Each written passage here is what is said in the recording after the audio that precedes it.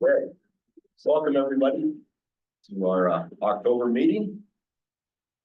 And we'll start the meeting off as we always do with some announcements from Cheryl. You bet. So this is a hybrid meeting. We have individuals joining remotely as well as here in the room. Important to note, these OWL devices here for audio quite sensitive. So we just ask that everybody in the room, if you can mute or silence, vibrate your phones. If you have your computers out, if you could try to minimize any clickety clack, as it can be distracting for the folks on the other side of the audio virtually. For the developers and folks in the room providing public comment, we have at the front of the podium a little handheld clipping mic. You don't have to clip it on you, but when we get to that stage, there's a little switch to turn on, turn off. We've tested it, and you can just kind of hold it. We also have a mic that will be passing around here for any public comment in the room. Folks at the table should be able to pick up the audio just with the OWL devices, but we want to make sure that folks providing public comment. So please make sure that we're just having one person speak at a time, so we don't have kind of muffled audio for our audience or for the official meeting records. For those joining remotely on the Zoom call, you can mute and unmute your audio using the Zoom features, the microphone typically in the lower left corner of your screen. If you're joining by your phone only, you'll need to use your phone features, which is typically a *6 to mute, unmute, and a *9 to raise your hand. Public comment or questions will be accepted by typing into the webinar as well as unmuting your phone and talking. If you're on the conference call only by phone, please send your name, title, and company to Stacy Purvis at stacy.purvis@mt.gov. We'll be providing a number of opportunities for public comment during this meeting.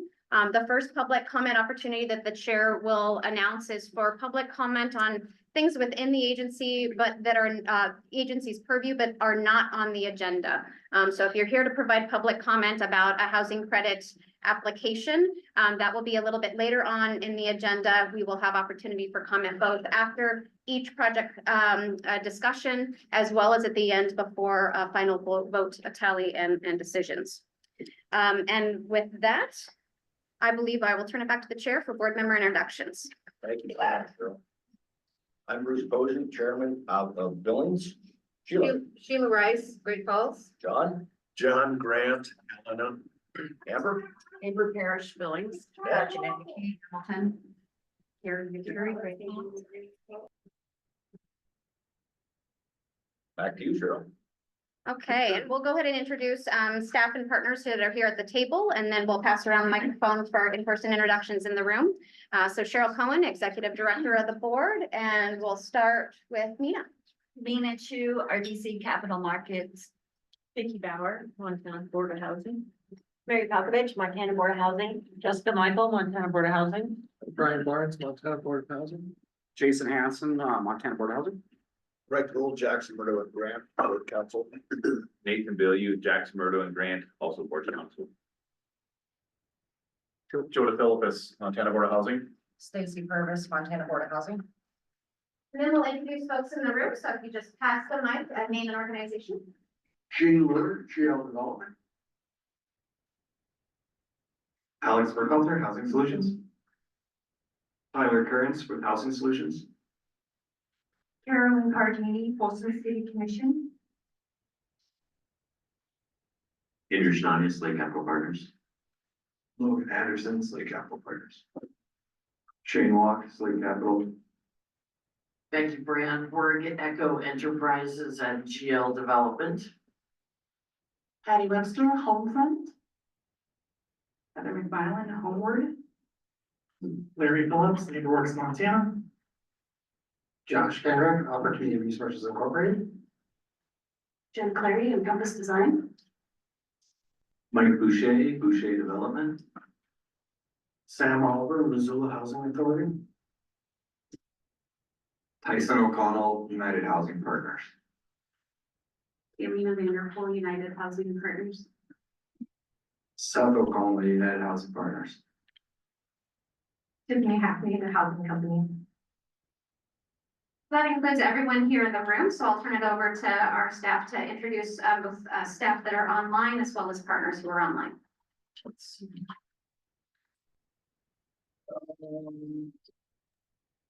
Christina Abbey. Megan Surgener, Jesse Ennis,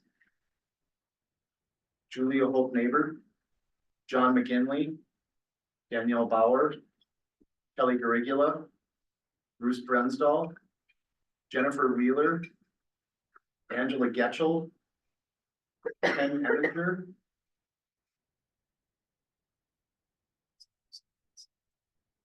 Rissa Trillo, Braden Mall, Misty Dalkey, Mandy White, Patrick Zhang, Austin Trunkel, Charlie Brown, Jim Morton, Jules Engel, Caleb Posey, Drew Page, Hannah Reno, and Ryan Happney. And I don't think I missed anyone online, but if I did, can you please state your name? Okay, we're good. Okay. Now comes time for public comment on any matter that is within the jurisdiction of this board, but is not on this agenda. Do we have any public comment?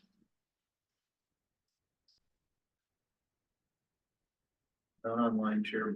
None online, none from the crowd? Okay, thank you. Then we'll move on to the minutes of the September 9th, 2024 meeting. Board, you received all those minutes in your packet. Do we have any board discussion and or questions on those minutes?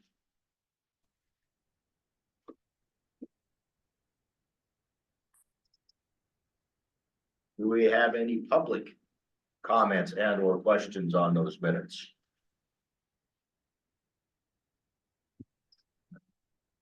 Okay, hearing none either way, may I have a motion and a second for approval. So moved, Mrs. Karen? Moved and seconded. All in favor, please say aye. Opposed, same side. Motion carries. Okay, let's move on to the multifamily program, which is why we're here today. Jason, go ahead. Thank you, Mr. Chair. All right, so today we have the 2025 Housing Credit Pool application, board selection of applications for award. The deadline for the 2025 Housing Credit Pool applications was August 5th. There are 6 applications today up for consideration. Applications are limited to $6.5 million of the available $33.6 million credits. There also is an additional $2 million of remaining from last year's credit allocation. So this brings us to $36,252,040. The board must designate at least 10% of the total credits to a nonprofit. There are 4 applications in the nonprofit pool of this round. If an application were to be partially funded, staff would recommend it not be one of the small rural applications or the acquisition rehab applications. Those applications are very hard to resize to a lesser amount of credits, given the complexities in establishing a viable capital stack, including a number of other funders and investors involved in the project. In your packet, the board members, they have a cover letter, the project packet, which covers the summary cover page, photos, project letters, mini market studies, project amenities, public support letters, board member worksheet for note taking, housing credit project list of awards, developer past project awards, spreadsheet showing the comparative information, demographics, and then at the end, we will do co-trust multifamily home loan applications, depending on who's awarded the 9% selections.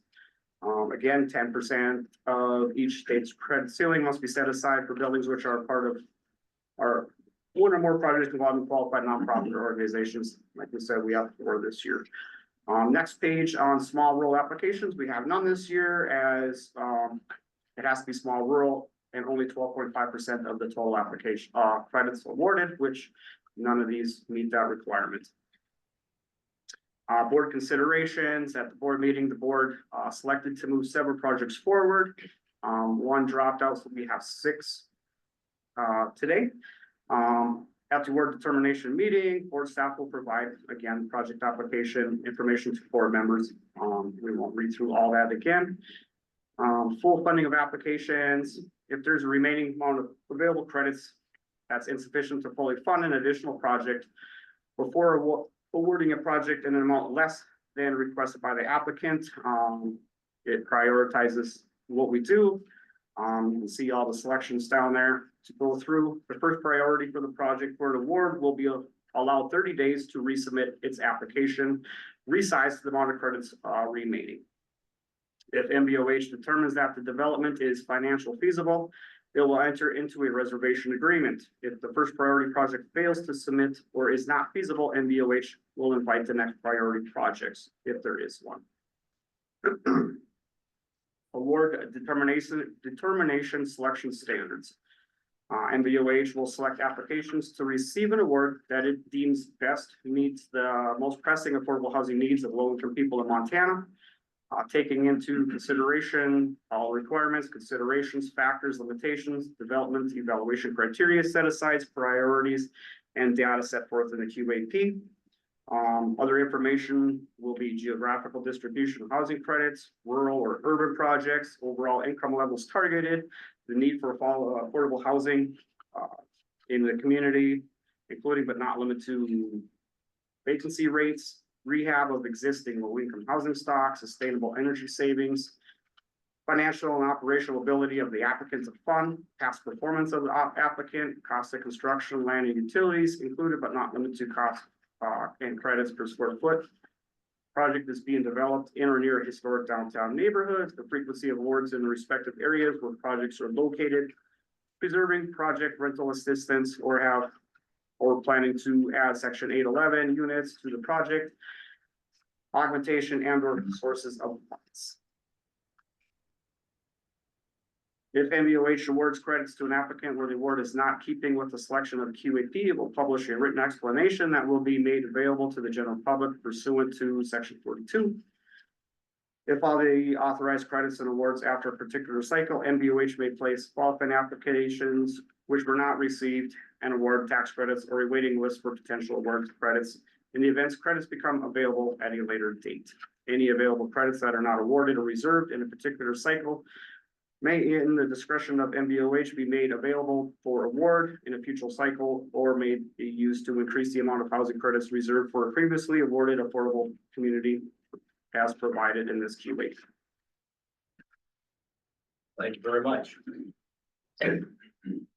So last year when we did this, I allowed much discussion or much presentation. That was because we had new board members who had not seen the presentations. This year we do not. All these board members have seen. So we're going to ask, as you do your presentations, that you limit them to anything that has changed. We don't need a repeat. In addition to that, we would never curtail public comment, but we have in our packets lots of letters. And so we don't need to have the letters read again, okay? So if there's public comment, please keep it short. And if it's just what you have in the letters, we've read them. They're all great letters. We appreciate receiving them, so we don't need them reread. Okay, Jason, back to you. Thank you, Mr. Chair. First project up today to review is Skyview Apartments. This is located in Billings.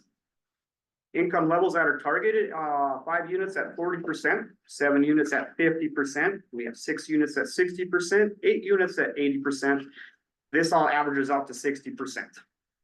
Cost per unit, 200 credits per unit, 250,000. Cost per unit is just shy of 350,000, and the soft cost ratio is below our 50% or 40% cutoff. So geographical distribution, Yellowstone County has had 292 units approved in the last 10 years. No noted community contribution. It is a family project. Period of affordability is 50 years. And discretionary, it has a discretionary, it doesn't have a QCT or a DDA for a boost. Rental subsidies, no project-based rentals, no past issues. And there is one substantial change since LOI, and that was the site change. There's the amenities, and one other note is the washer and dryer is included at no cost to tenants.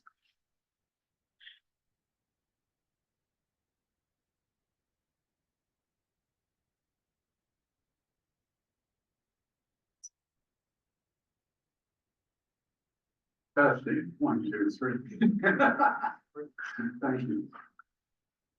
Okay, the first again.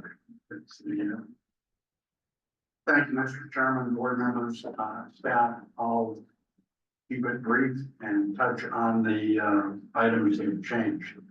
The most significant of those is the location. We have taken your comments at the LOI heart. The land we now have is a 3-acre site rather than the proposed NRC lease in the Heights. So we've got a 3-acre site at the corner of Jackson and King Avenue East in Billings. The site is zoned appropriately for the units we intend to put on. The additional significant change is we've submitted an application for Billings to the city of Billings for home money. Their community development staff and advisory committee have reviewed that. And their advisory board has recommended $1 million of home funding from the city of Billings for the project. So with that amount of money, I think the city is encouraged by the work we've done with the other projects on the south side. It meets some landfill objectives, infill objectives for them, not landfill, infill. And would give us the opportunity to do another, a new construction project on the south side of Billings. As we redesign that project, we also increase the income range above 60%. So we extended the range to the 80% of median income. That allows the project to carry some more debt and serve a wider range of folks. With that expansion, the 20% expansion above 60 and 80%, the market study needs really are remarkable. There's a need for 10,425 units in those rent ranges, in those bedroom sizes in Billings. So the changes are the site. We have the site under, we've got a buy sell on it. It's zoned appropriately. With the additional money from the city of Billings, we could take the number of units from 26 to 30, assuming the other funding sources come into play as we projected. So I think there's a high likelihood of the money from the city of Billings, depending on your action. They won't prove theirs until you do. And it will allow us to expand the number of units up to 30 if our other funding sources are as we anticipate. So that's it in a nutshell. I'm happy to answer any questions. Questions from the board, please. Mr. Chairman. Yes. But Gene, if you changed your income levels, is it still average 60%? So in order to serve 80, you have fewer 40s? I just want to get your average.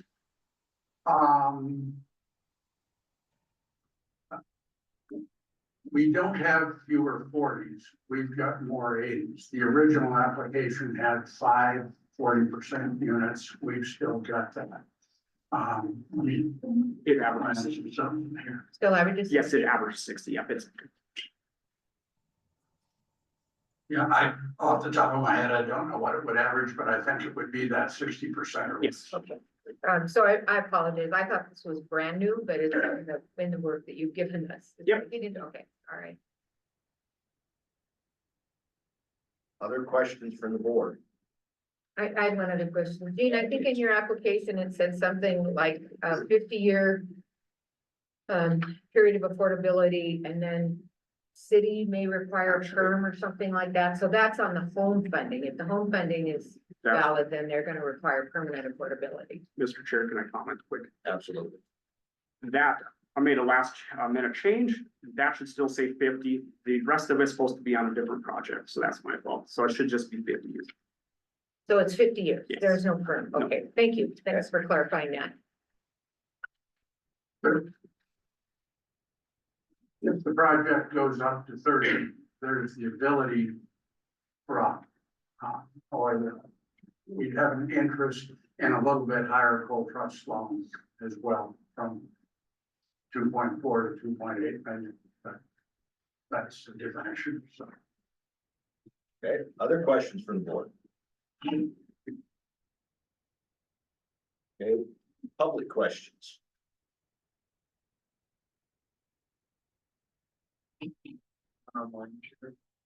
Okay, hearing none, time for public comment. Any public comment?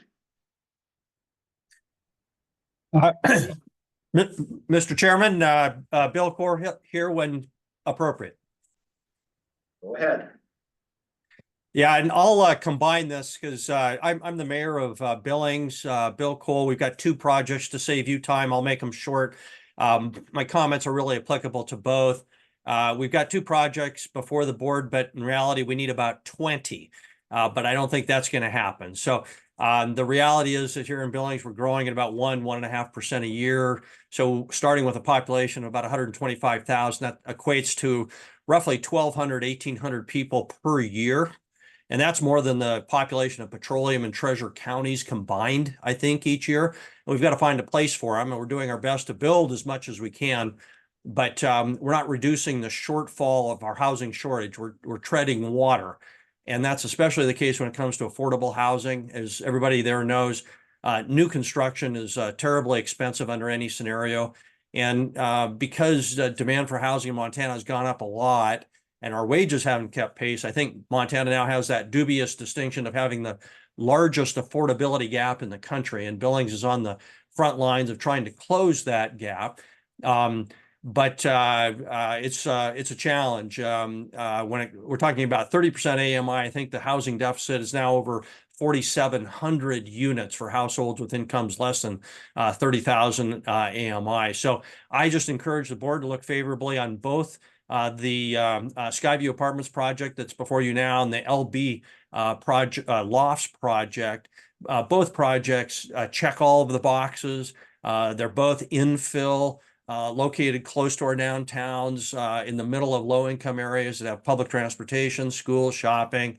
Both have experienced developers who have excellent track records with the board and with the city of Billings. Both have maximum public support with little or no neighborhood opposition. So from my perspective, I only see green lights for both of these projects, and I just wanted to communicate that on behalf of the city of Billings. Thank you. Other public comments or questions?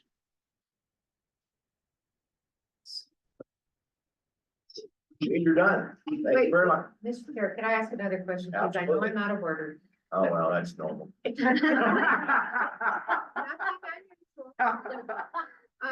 at the earlier meeting in August, I said to the developers that I was gonna ask, what if we funded 6 projects at a lower rate? And did you have a chance to even to consider that? What would be your response to that question? And I'll ask that of every one of the developers. I would not recommend it, Sheila. You know, if I understood your introduction correctly, if there's a project, you know, and you divide by 6, you don't have enough money to give everybody the awards they've asked for. I think, as the staff explained it, I think it's difficult to go back and resize everything and, you know, take some significant amount of hit. If I understood your other option, it's to ask the remaining project to resize their request. And I think that makes sense. So my personal view is I'd not recommend you reduce the credit asks that have been made. Thank you. Thank you. Sure. Next project up is LB Lofts, also located in Billings. This is a twin project. So part of that fourth project then would also be located in Laurel, but for the 9% side, it is all in Billings. Income levels targeted, we got 17 units at 50%, 5 units at 60%, and this is averaging then 52.3%. Cost per units is well below the 350,000 at $291,553. Soft cost ratios also well below the 40% threshold. Location considerations, same as the last project. Market study shows a vacancy rate of 2.7%. As well as the Yellowstone County has 292 units approved in the last 10 years. Community contributions, land donated on the 4% side. We put that in there just for informational purposes. And also placing project-based rental assistance units in that project. This is a family project, period of affordability at 50 years. Also, discretionary boost, rental subsidies, there'll be 17 project-based rental assistance units, no past issues and no, actually this one, no substantial changes in the LOI on the 9% side, but there would be on the 4% side. List of amenities, and also in this one, it has washer and dryer included at no cost to the tenants. Go ahead. Good morning, board and others online. Thank you, Mayor Cole, for those kind comments. My name is Patty Webster. I am the CEO of Homefront, which is the Housing Authority of Billings. A couple of big changes, I think, Jason. The first is in the name. We've had quite the life cycle of the name. It started out as recycle and reuse because this is a recycle and reuse project. Then it was the pods, because part of the construction materials are pods that came from the main camp. Finally, we have landed on LB lofts. Many of you in the audience and on the board know the shoulders of a giant that I stand on, which is Lucy Brown. Lucy Brown was pivotal in many of the housing projects in Billings. And so that is why we now have the name LB lofts that are going to be named for Lucy Brown.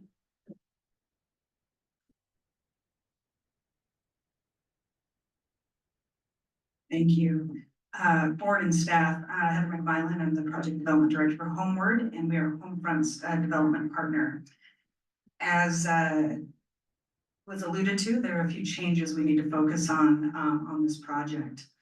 We gave you pretty good detail when we presented in April, but on the 9% side, the one change you'll see from your board packet is the week after all of our applications were due, the 2025 QCTs were issued, and our LB Lofts is now in a QCT. And so that allows us to do not the discretionary boost, but just automatically get the boost, which is cleaner on the 9% side. Another addition, and I'll talk about the 4% side now because I think that they're intimately related. We continue down the road with our design development with our architects on LB Lofts, finding more detail on how things were connected, getting updated cost estimates, and there was a significant increase at the time that we pursued those design development documents. The reason I'm telling you that is then we got creative because on the 4% side, to add scale to that side of the project and to generate more credits, there was a project in Laurel, Montana that Homefront was able to preserve. It had an existing contract, a subsidy contract, seniors, disabled. It was in the similar condition to our Creekside project in Billings when they bought it. So they immediately put $2 million of their own money into the project and did all the exterior improvements on Laurel Gardens. Well, that was $2 million of their disposition funds and money they really can't get back at this point, and they precluded themselves from any HUD funding with getting that work done because it was emergent at the time. So now we're going to take Laurel Gardens in and take advantage of acquisition credits on the 4% side and also generate enough funding to address the interior and remaining capital needs on that project. So as Bruce said, when I called and explained what we were doing, we don't like vanilla, so we have a mix of a family project and a senior project and a scattered site, both in Yellowstone County. And so Laurel Gardens is queued up to be long-term affordable for those seniors, absolutely critical. So there's 30 homes there in addition to what we presented at the LOI. And then at the 4% side, And we have updated construction numbers, which means we're ready to go on construction documents if awarded, which is great. But it also meant that we were dealing with real-time numbers. And so that Laurel Gardens assistance in that scale on the 4% side made this really possible. And I know everybody wants to know about the QCT and how that helped. We all love developing a QCT, and they're not always in the right spots for where development should go. But on the 4% side, this really does help the project. It gives us a boost on all of our credits from 100% of qualified costs up to 130. We're still unpacking a lot of what that means, but what you need to be aware of is that we all, as applicants today, have soft funds in the round, and there's not enough to go around. And so I'm going to try to thread this delicately. We are willing to talk with other grantees like City of Billings, because we also have an application in for 1.5 million with the City of Billings right now, and it depends on awards. And also we have applications into Montana Housing for home and housing trust fund dollars. And so with the QCT boost and digging into that, we can probably eliminate one of those soft sources, but not all of them. So it's a delicate conversation to have, and we can be having those as we move through today from awards. So again, really important boost to the project. We made progress and can really be shovel ready by middle of summer, and to move forward on these. LBA lofts would be starting this summer. Laurel Gardens work could start in March or April if we were able to get closed, because everybody's ready to go and there's construction documents ready on that project. So those are the minor updates to the project, and would be happy to answer any questions that you guys all have at this point. Thank you. Board questions, please. Heather, so there are some senior units? Yes, the 30 homes in Laurel are senior and disabled. On the 4% side. What's it located in Laurel? It's 8th Street South, 8th Street South, right next door to the Senior Citizen Center and right across the street from their park with the pond. It's a beautiful site. Thank you. Other board questions? So, you have 17 units at 50% and 5 at 60%. My question is, if you have 17 project-based rental assistance units, why you can't serve a lower income? With every turn, housing is just a need across the board. We will be serving lower. We just didn't want to deed restrict them lower. The vouchers are attached to the 50% units to generate more income, to generate the affordability, be able to afford the mortgage for gap financing. And the 60% units, we're leaving it without the vouchers and wanting to make sure that it's open and available to the public at that level. All the seniors at Laurel Gardens are 30% below. And we also are pursuing some VASH vouchers and a few others. So there'll be quite a few vouchers associated with the project. We're just not asking to necessarily put that deed restriction of 30% or 40% in the covenant, just for maximum flexibility on operations long term. If the world continues down the path it's going. Thank you, I appreciate that. As we look at serving lower income people, that I understand exactly where you're coming from. You have to do one thing for all of the documents, but the truth is, if you have project based, you can serve a different income. Exactly. Thank you. I'll speak to that for a moment. Thank you for the question, Sheila. One of the other things to keep in mind is that the mission of Homefront is permanent affordability for all of our projects. The other thing that's really important to note is that I believe the last time I did a count, it was 65% of the tax credit units in Billings were housed and occupied by people who with tenant-based vouchers. So we're just talking about the project-based voucher side of it. All of the other units are still available for the tenant-based vouchers. Thank you. Other board questions, please. I just want to make sure I understood the total number. So it's a total of 131 units with all projects. Yes, 101 at Lovely Lofts and 30 at Laurel Gardens.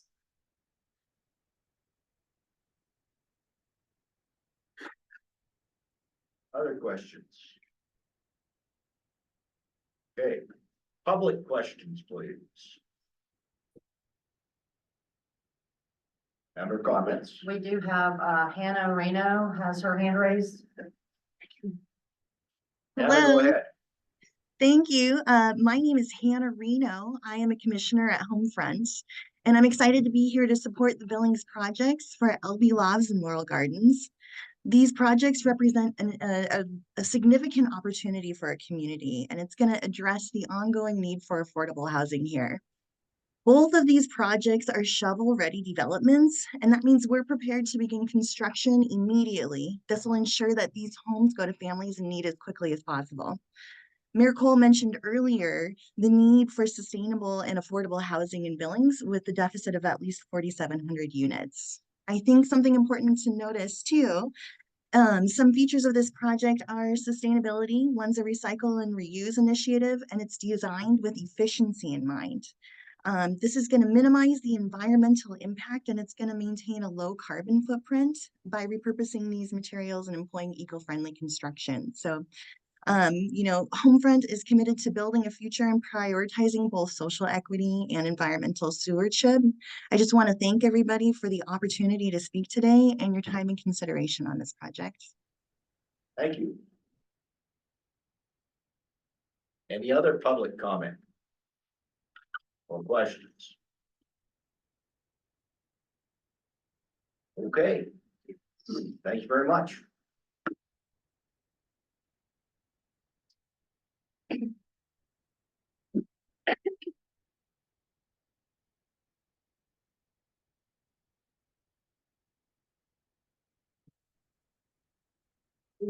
Okay, just wanted to clarify one quick thing. So we have a couple projects that will say discretionary boost on here. So for 2025, a couple of them are now in a QCT like LB Lots. I believe the one in Polson also is, but we left discretionary in there because at time of application, that is what it showed. That's why you'll hear some changes that they're in a QCT, but it doesn't show it on the screen. Okay, Thank you. thank you. Okay, so next one we have up is Opportunity Place in Missoula. Income targeting is 1 unit at 40%, 1 unit at 50%, 20 units at 60%, 1 unit at 70%, 1 unit at 80%. This is averaging 60%. Cost per unit is right at the QAP threshold with $350,000. Soft cost well below the 40%. Soft cost ratio at 23.4%. The market study shows a vacancy rate of 3.5%. In Missoula, in the last 10 years, 174 units have been approved. Community contributions, Opportunity Resources Incorporated donating the land, City of Missoula to spend almost $2 million in tax increment financing. This is a family project, period of affordability at 50 years. It is not in a QCT or a DDA, and they are not asking for the discretionary boost. No project-based rental units, no past issues, and no substantial changes since the LOI. See a list of amenities on there. On the other, this project will serve disabled adults, provide well above the minimum percentage of units dedicated for accessibility. All units will be fully adaptable, designed to easily modify every unit to a full mobility unit. Washer and dryer provided in each unit at no cost. Go ahead. Right, well, nice to see you all again. Thank you for giving us the chance to come and speak with you again today about the project. We continue to be really excited about Opportunity Place and the housing that it can bring to Missoula, as well as the economic development component of it. I think Jen and I are happy to report that there have been no changes at all from the LOI stage. The project is, as we presented to you previously, and also happy to report that the robust community support that was exhibited at the LOI stage continues to be there for us and has not changed. So we do not have anyone else making presentations or speaking on behalf of the project today. That everything really remains as it was at the LOI stage.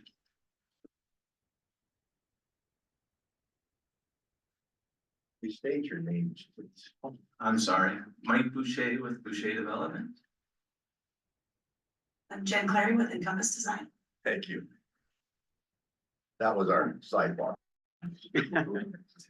Okay. Do we have questions from the board, please?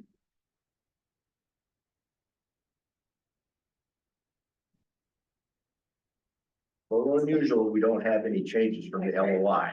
Yeah, that's my question. Why not? No.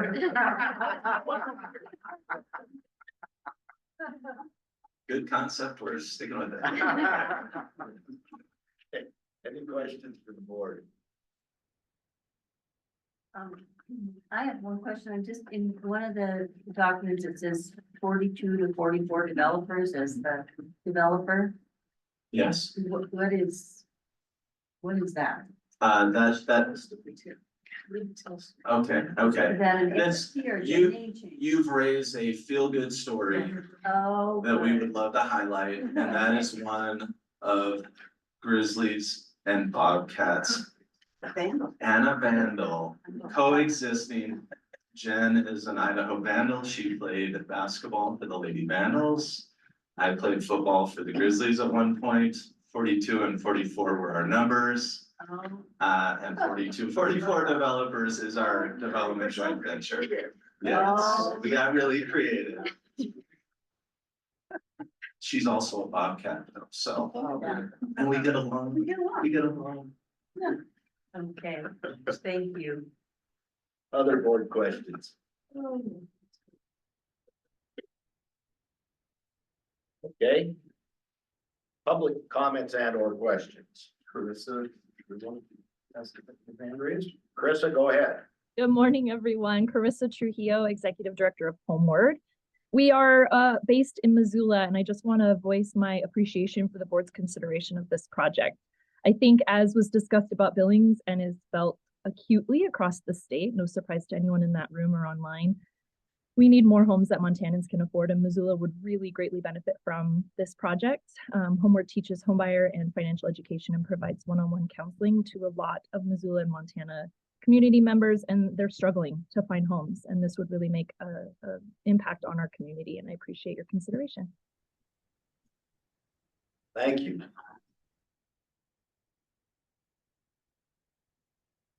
Any public comments or questions? Thank you, Cheryl. Thanks, Cheryl. Alex Burkhalter, as a resident of Missoula, and a parent. You know, we're all concerned with where our kids are gonna live.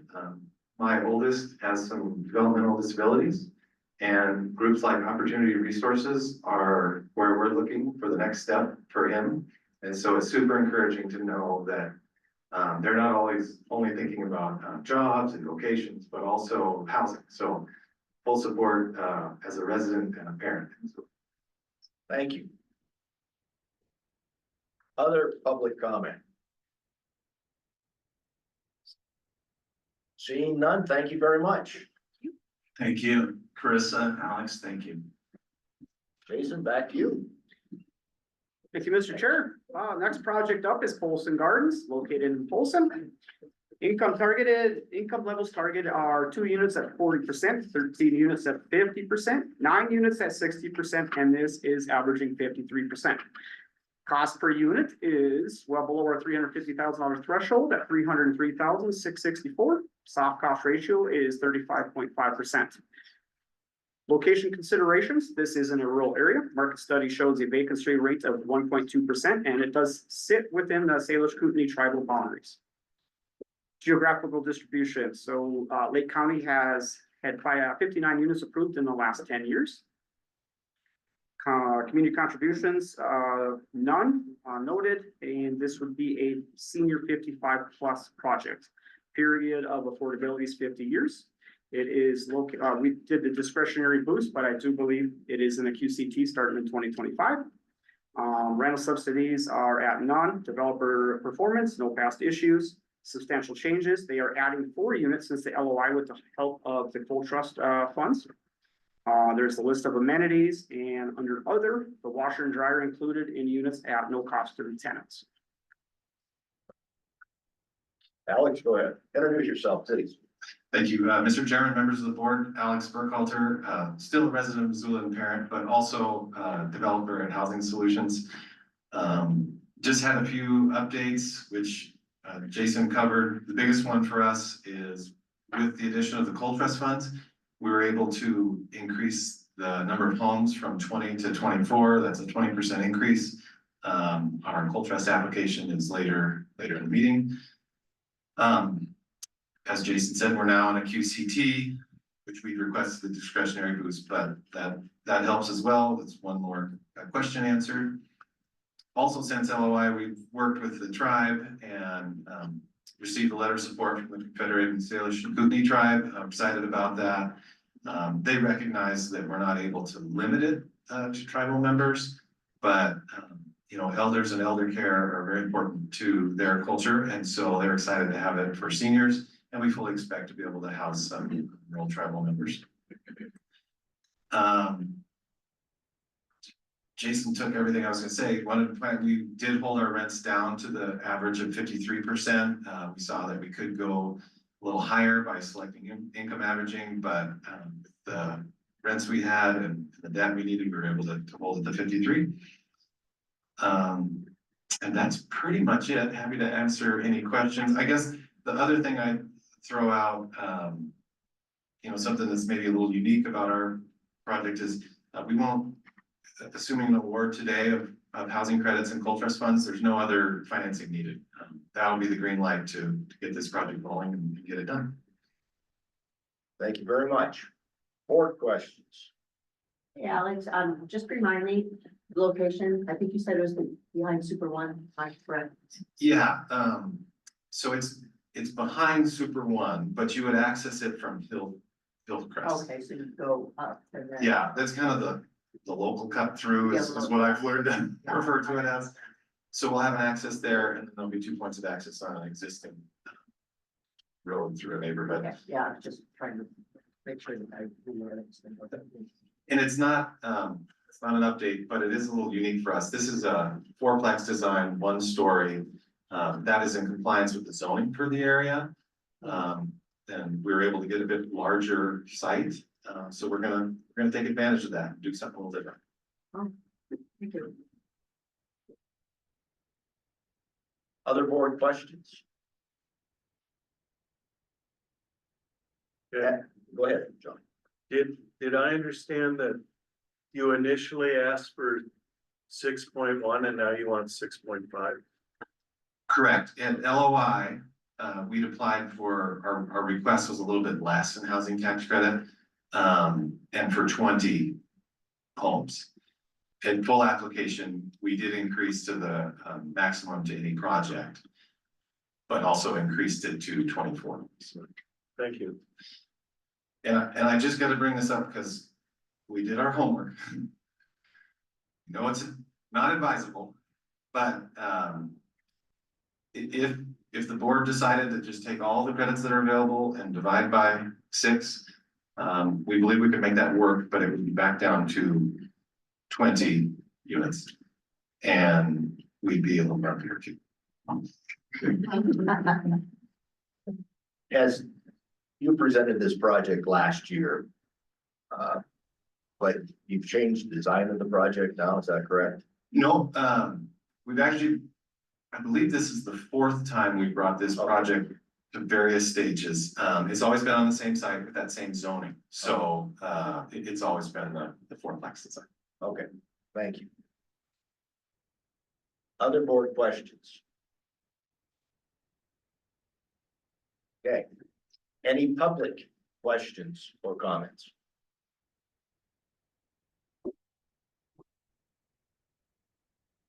Thank you.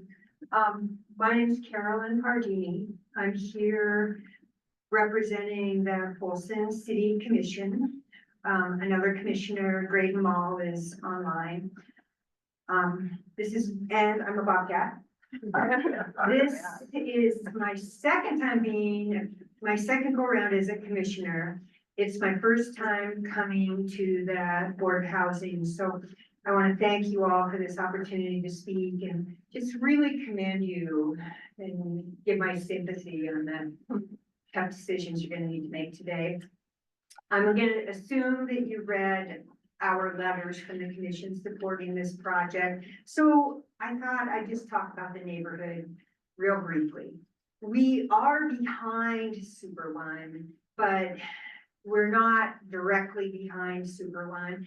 This project will be in a really nice, older residential neighborhood. And I'm super fortunate because I was a Bobcat, I have a pension.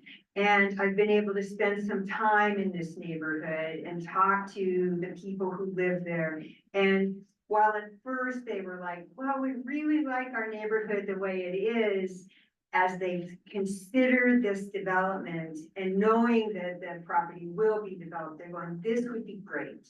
This is a great use of this land. It's walking distance to the churches. It's walking distance to downtown. It's walking distance to Super One. It's a great place for Polson to grow.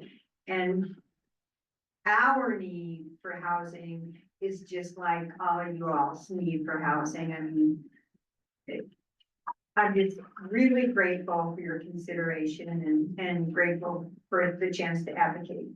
So if anybody has a question, I can try and answer it. Any questions? Thank you. Thank you. Do we have any other public questions and or comments? Yes, my name's Braden Mall. I'm a city commissioner for the city of Polson as well. I'd just like to, as well as the service to the community on the city commission, just note that I have a history of a career working with developing services and housing for people with intellectual disabilities. And I've also have been on the Lake County Housing Authority since its inception, except for 1 year. And we partnered with the Polson Landing project, which was also developed by the Housing Solution folks. And I think it's been a great partnership and been a great addition to our community. So I also am on the board of directors of Providence St. Joseph Hospital, and I see a lot of the challenges they have with recruiting and retaining employees. I'm a member of the Polson Chamber of Commerce.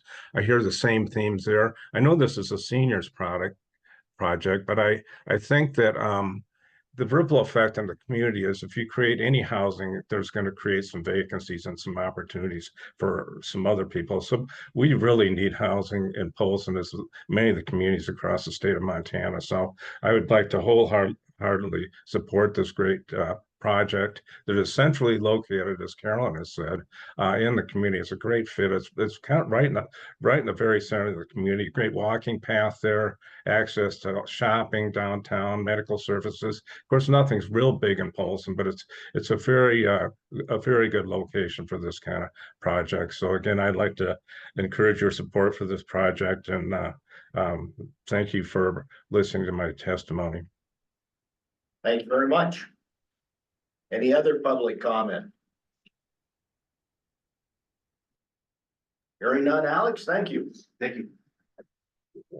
Jason, it's back to you.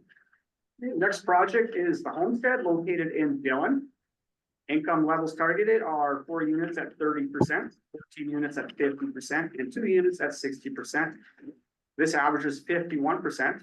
Cost per unit is $328,077. Soft cost ratio comes just under the 40% threshold.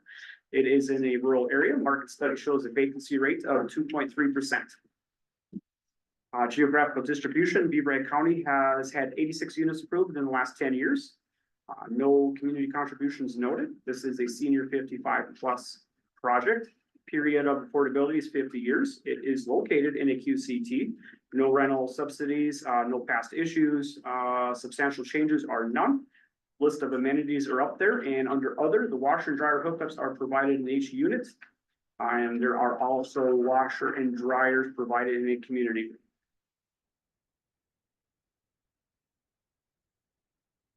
Go ahead. Morning, my name is Tiffany Hoffney. I'm here presenting for the homestead again.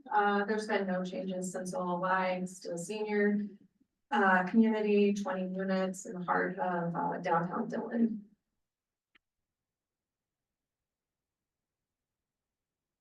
That was easy.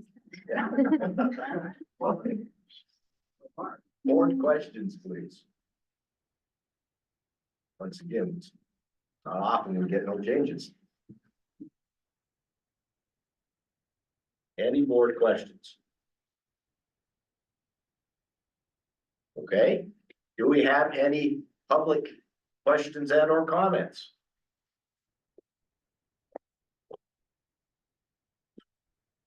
Seeing none, sure. None? None? Okay, thank you very much. Is Christina Abbey still on? Yes, she is. She should be speaking for us. Okay. You out there, Christina?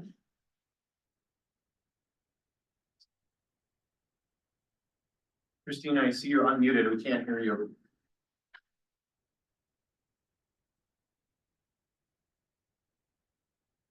She muted again. I think she's having some audio difficulties.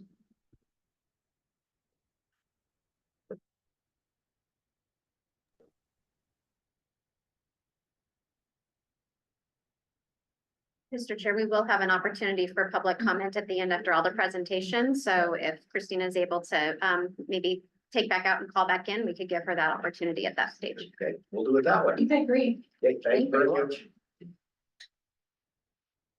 Jason? Okay. Last project is Hidden Creek Apartments located in Bozeman. Income levels targeted are 20 units at 60%, averaging 60%. Cost per unit is $330,198. Soft cost ratios are under the 40% threshold at 37.4%.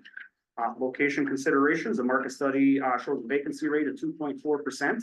And in the last 10 years, Gallatin County has had 165 units approved. Community contributions, Gallatin County is donating the land. On the 4% side, there will also be a $2 million ARPA amount and a $2.45 million Gallatin impact fund. This is a family project. Period of affordability, this is the one that should have said 50 units per MBOH and permanent for the land donation, I believe it was.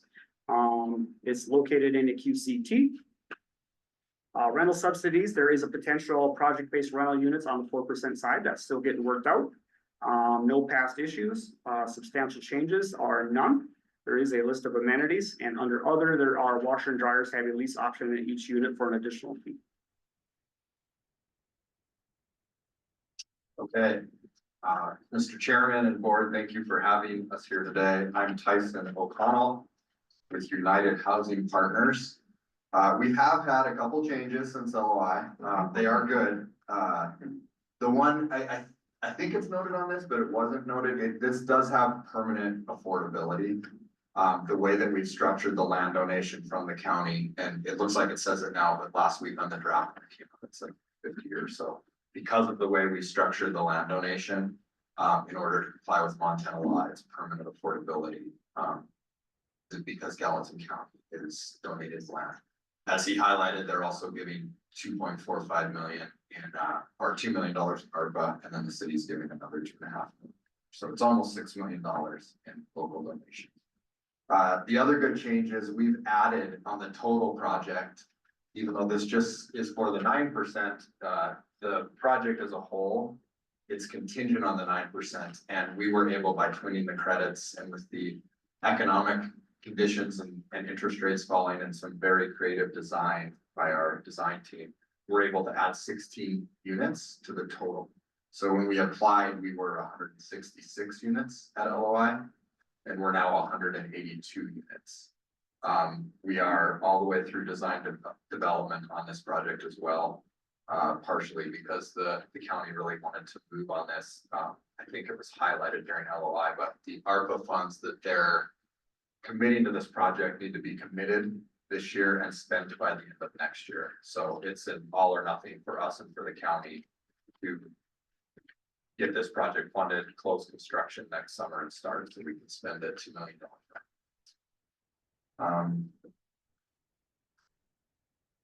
Those are the big changes since LOI. So if anybody has any questions, I'd be happy to answer them. Question from the board, please.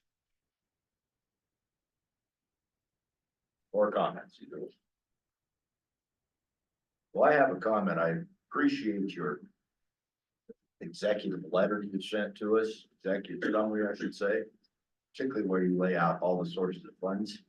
It's very simple for me to read that way. So I appreciate that. Thank you very much. It wasn't as simple to put all those funds together. But I agree with that. We try to be as concise as we can, and we only have so much space in those executive letters. You're fine. Okay. Can you expand a little bit on the, project-based rental assistance getting worked out? I'm just looking for Yeah, further info on that. I can. So, because Bozeman doesn't have a housing authority, the only way we can get project-based vouchers into this is to apply to the state. The state has opened up a process. Cheryl talked about it yesterday. This month actually, to project-based vouchers. So we have the application ready. We'll be submitting if we're successful on getting these, and we would be applying for project-based vouchers through that process. Thank you. Mr. Chair, just to add a quick comment for HUD compliance purposes is the request for proposals for the project-based is limited to applicants who have been successfully awarded under another competitive process within the past 3 years for either low-income housing tax credits, home investment partnerships, or National Housing Trust Fund, I believe Community Development Block Grant as well. Under the HUD framework, they stress that for the competitive process that they're having at this stage, the potential of project-based vouchers can't be considered as part of the competitive process now. I think it's important for you guys to be aware that that application is out there and their intent to apply. But for our compliance with HUD purposes, I want to be clear on the record that we're not able to consider the potential of that project-based award for the competitive award of any tax credits at this stage. Thank you. Other board questions? I just have one question. Your cost per unit is, I think, the highest of all the projects. Can you explain, is it just it's more expensive in Bozeman for? No, it's not because it's more expensive than building. It's because of the way we've structured this project. We have to count the land, even though it's being donated for free. We have to count it in the cost of construction. We also are doing tax-exempt bonds on our 4% side. And the way that we do the cash collateralized structure on these bonds, we have to pay interest on the bonds. We also get an investment on the bonds. So that interest creates tax credits, but it does add into the total cost. If you have a long project like this, that's going to take 2 years to build, I think we have $2.5 million in interest on the bonds. We also earn almost $2.5 million in this market of offsetting bond investment. So it does create more tax credits, but when you have to put those things into the cost per unit, that's the reason why it's higher. Mr. Chair. Yes. Was it cost or credits we were talking about? I didn't catch it. Total cost per square foot. Oh, per square foot. Okay. Yeah. Other questions for the board?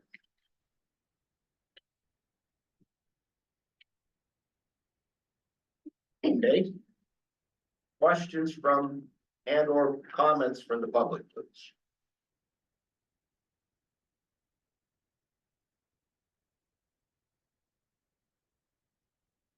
Online.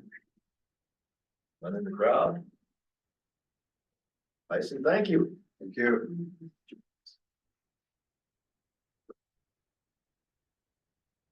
Yes, back to you. Okay.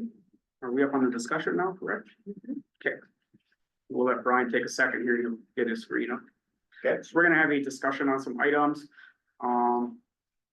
there any way to get that bigger so I can read?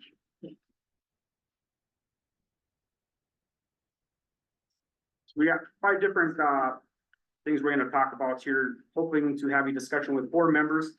And it helps developers, like say next year, knowing kind of what board members like, so they can find projects then that the board members have mentioned they like on these income levels, location considerations, and so forth.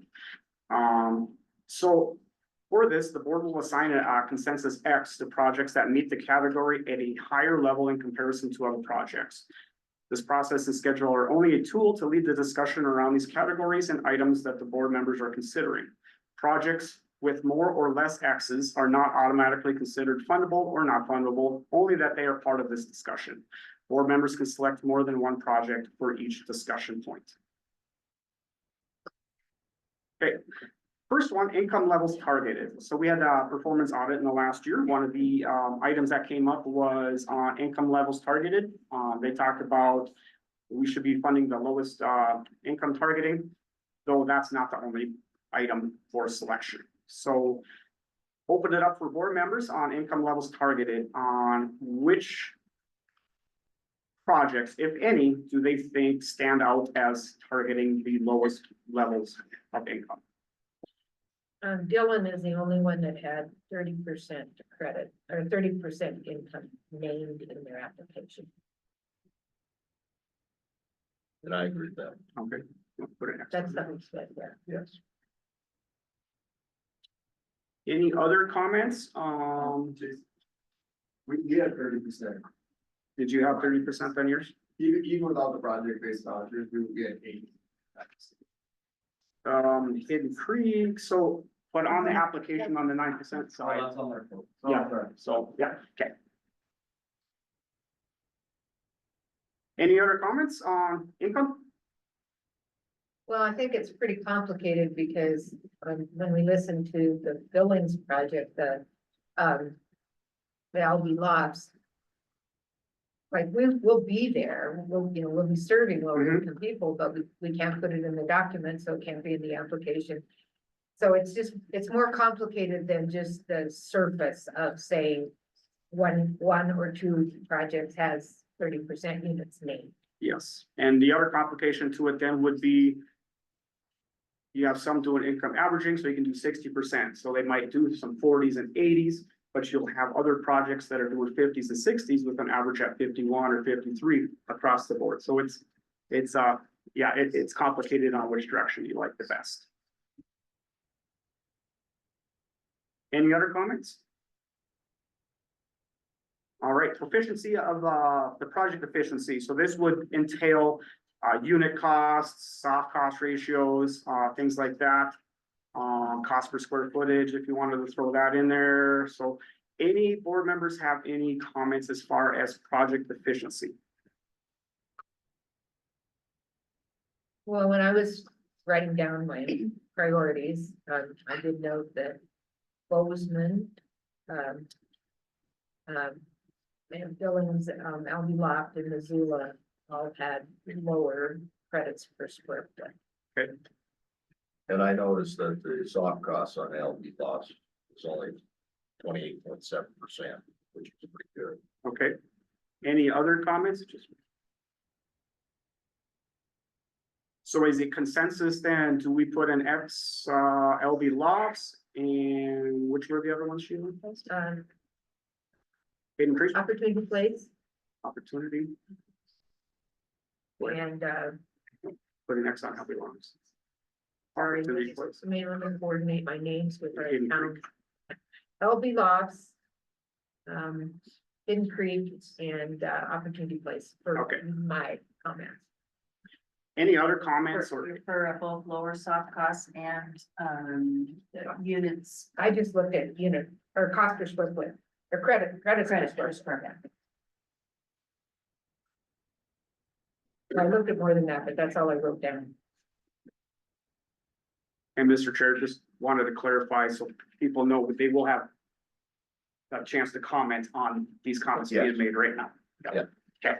After we're done, right? Yep. Okay. Yep. So no further comments. Let's go to location considerations. This would have do with like vacancy rates, maybe wait lists, and so forth. Any location considerations that pop out to anybody being better than any of the other projects? Once again, I think this is a tough one to say, because I think all locations.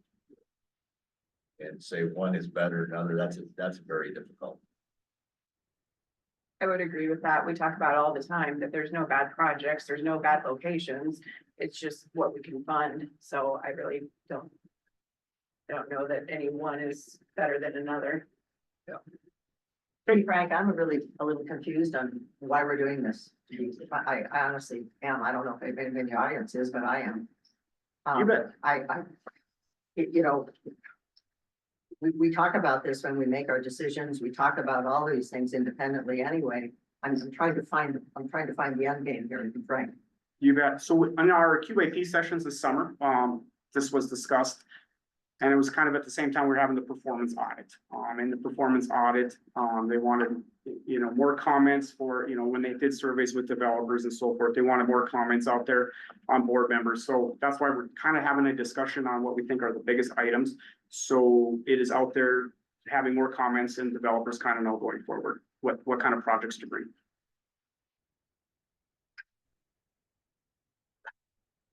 On this one, I noted that, the Folsom Gardens had the lowest vacancy rate. They had a 1.2 vacancy rate. Everybody else was 2 to 3.5. Is that enough to put an X, do you think? As a consensus up there? See no reason why not.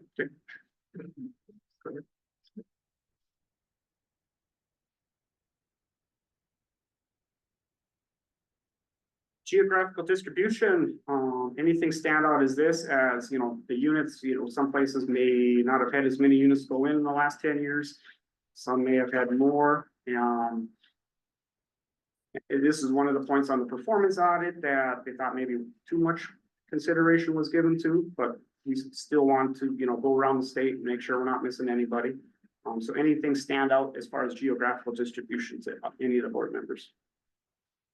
Well, what struck me was that it goes along with population. So I don't know that, any particular area is getting more than they should or less than they should. If you look at the percentage of the population. That's kind of what I look at here. Actually, I look at Dillon at 86, that's a bigger percentage than Yellowstone County would be at 292. So I don't know that the geographic distribution is at all skewed personally. Other board comments on that? When I looked at the percentage of the population of the state versus the percentage of 9%, all of these areas are slightly overserved. They have more of the 9% as a percent of the total than they do the population of the state. But I did find it interesting that Missoula has only had 63 new 9% in the last 10 years. They had a lot of fours, but they haven't had very many 9s. So it was interesting to me to see that, and I did look at that. But the other thing on geographic distribution is I really believe that we ought to serve the rural areas and the urban areas. The urban areas were, in my opinion, will always have stronger application. They'll always have more community support because more community support exists there. And the need will be greater in terms of pure numbers. But we can't have a map that only shows our 7 urban areas as a concentration. I really think we also have to serve the rural areas. And in this case, Folsom and Dillon, even though they didn't apply for the rural set aside dollar amount, they still count in my mind as being a rural area.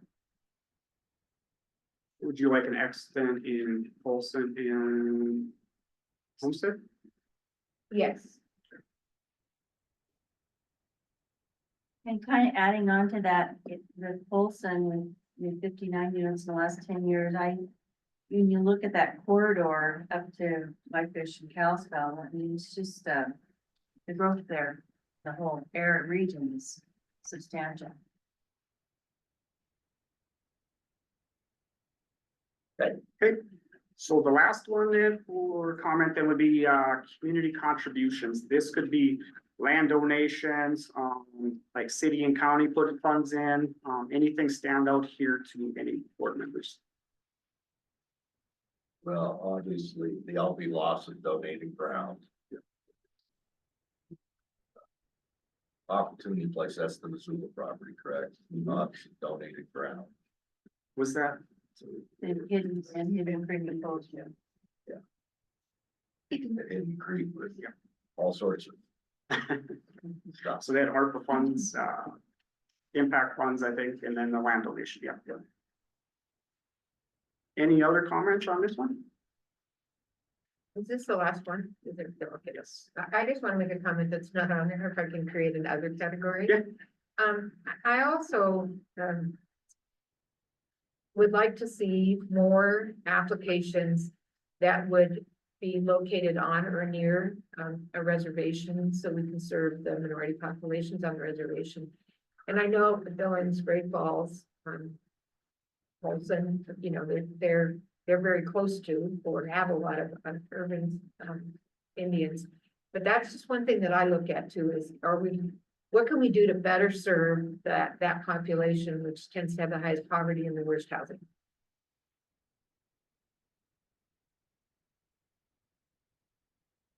I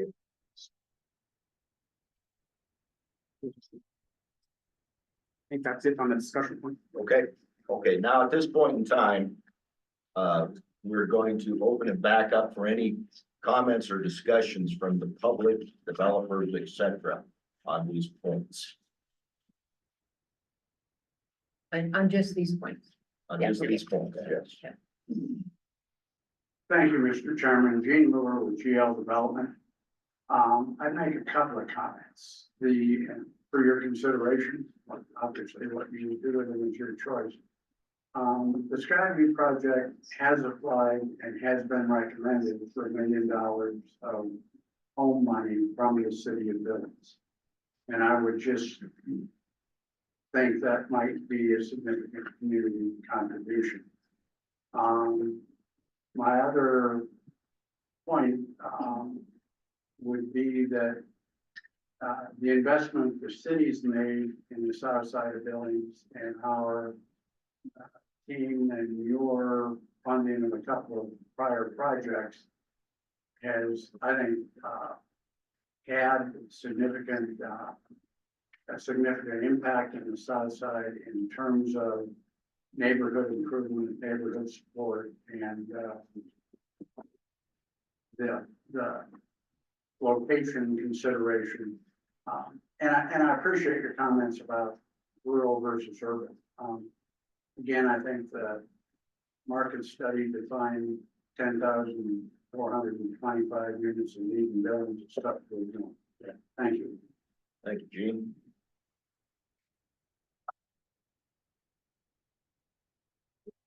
So this is Carolyn Pardini again, and I really want to express my appreciation for your comments about projects on the reservation. I spent my career teaching school in Polson and Ronan, and that was something that was apparent to me in listening to all of these great proposals, is that the Polson one is the only one on a reservation. So thanks for considering us.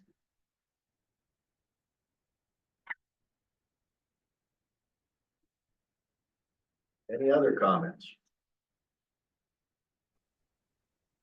Good morning. My name is Annie Gorski. I'm with the Missoula Redevelopment Agency. I wanted to speak in support of the Opportunity Place project. I think I missed the earlier comment. And in terms of the priorities in front of you, wanted to highlight the city's and the Missoula Redevelopment Agency's commitment to funding this project, utilizing tax increment financing. Earlier this year, the board considered this project and recommended nearly $2 million in support, both in support of the bricks and mortar for the project, as well as site work and infrastructure. So this is a new way that we can partner to support tax credit projects. And in terms of location, I know your discussion focused on urban and rural, but one of the many things that the board likes about the location of this site is its proximity to transit, location, as well as services in that neighborhood. So thank you. Thank you. This is Christina Abbey. May I have a moment? Yes, Christina, go ahead. Hey, we're working this time. Okay. So this is Christina with the city of Dillon, and I just wanted to take this time to talk about the homestead. We're kind of unique in our location consideration, being that we are under 5,000 people, but we are also a college community. One of our biggest problems is we don't have anywhere really for our aging homeowners to go. We have such a limited market in any housing right now down here, as everyone else does. But specifically, we have all these houses that have actually outgrown their residents, and the seniors have nowhere to go, which is why we were really pushing for this project that Tiffany's presenting, so that they have somewhere safe that they can go where they can still live independently and open those houses up to incoming, new families that are ready to start buying houses and staying in Dillon. The location itself is right smack in the center of town, next to housing or Safeway shopping and all doctors and eye doctors, all that good stuff. And we do have a city bus that supports traveling, moving these people around town so that they can get to everything. But we really we need our options opened up for our seniors so that we can also assist everyone else in the community. That's all. Thank you. Thank you. Okay, Mr. Chair, I think before we conclude, board members can have an opportunity, if there's any other kind of notations, on this spreadsheet, just before we take a break, and then move into tally based on this last round of public comments. This is an opportunity one last time for board members to be on the record with any thoughts.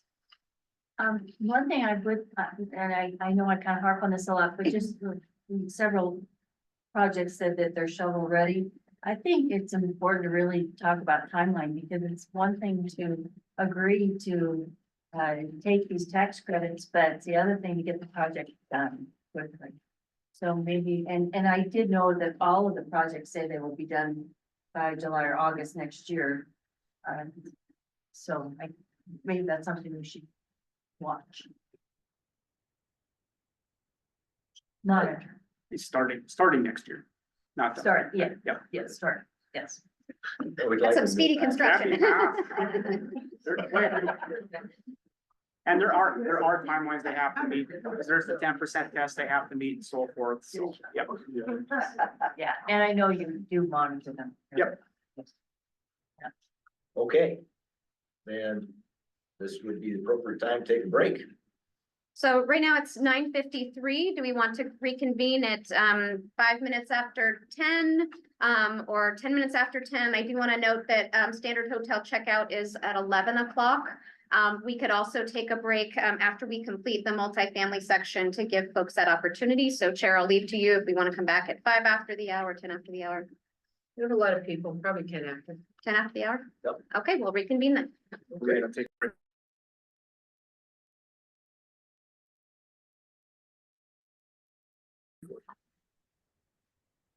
Okay, Jason. We're at the vote now? Yep, go ahead.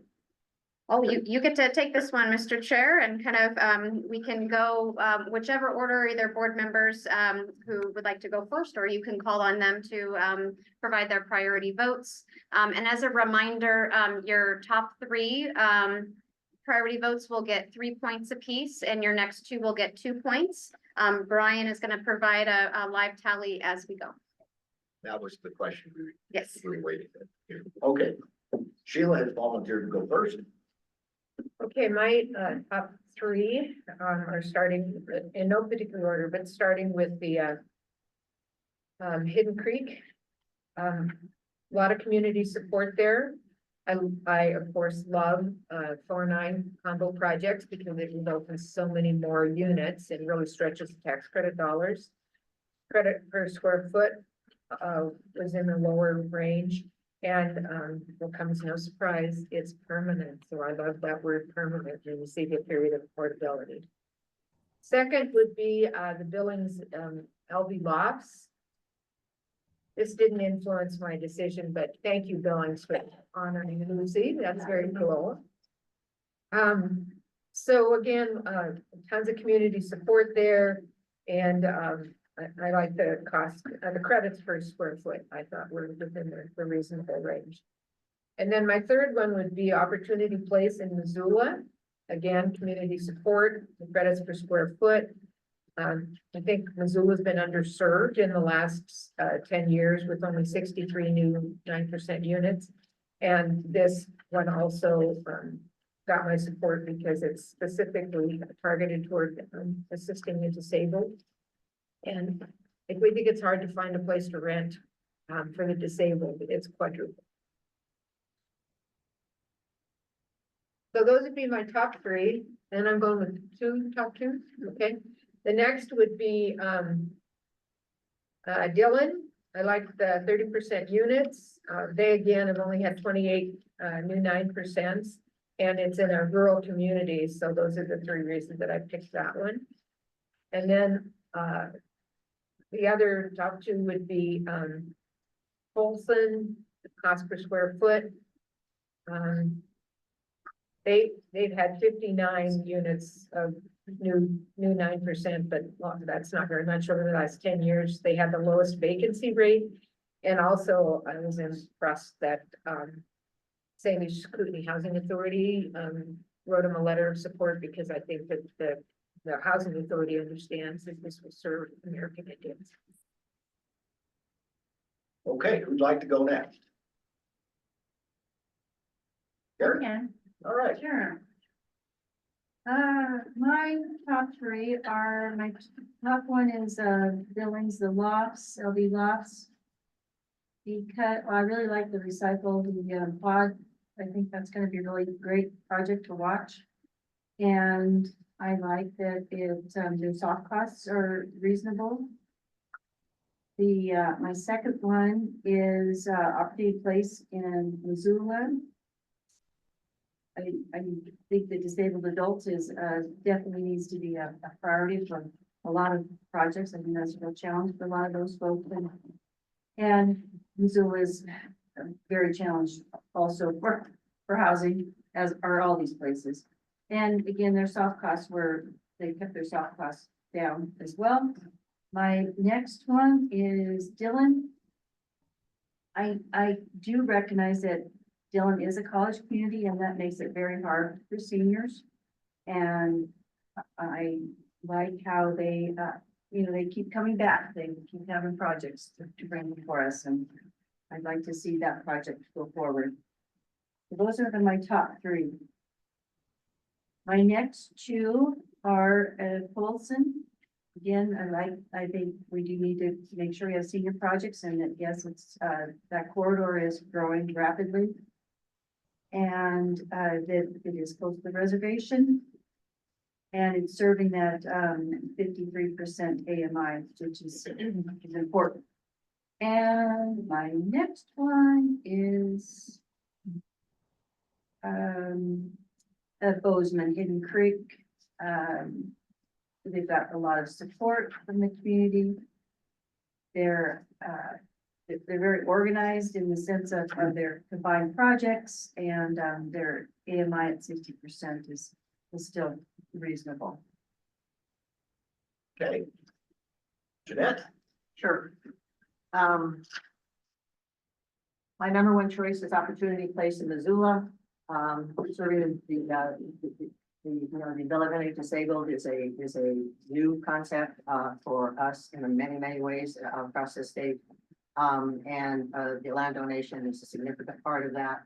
When we talk about where we're going to do this and whether people need it, they need it all over the state. So location obviously does not play a big role in my decision making today. My number two choice is Bozeman. They have a lot of funding sources. They have a lot of support, permanent funding. There's nothing negative in any way about Bozeman. My third is Polson Gardens. I know that community. I know where this development will be. I know the developer well. I know all these developers well. So that's not a focus point. But, and the tribal, relationship is a nice relationship to have some tribal members be in there as well. Those are my top three. My fourth one is LB lots. We got 131 units. I love the creativity. I love the looking into adjacent communities. You know, again, it's great support out of community of Billings, and I will be supporting the last one, which is Skyview, again, in Billings, 25 units. I really appreciated Jean Luer's comments that said, so can you take a little less money and still make this project work? And he said no. And I appreciated that honesty. He gets 4 or 5, I guess it's 4 more units or 5, because of that. And that makes a difference to me. And so those are my top 5. Okay, Amber, would you like to go? Sure.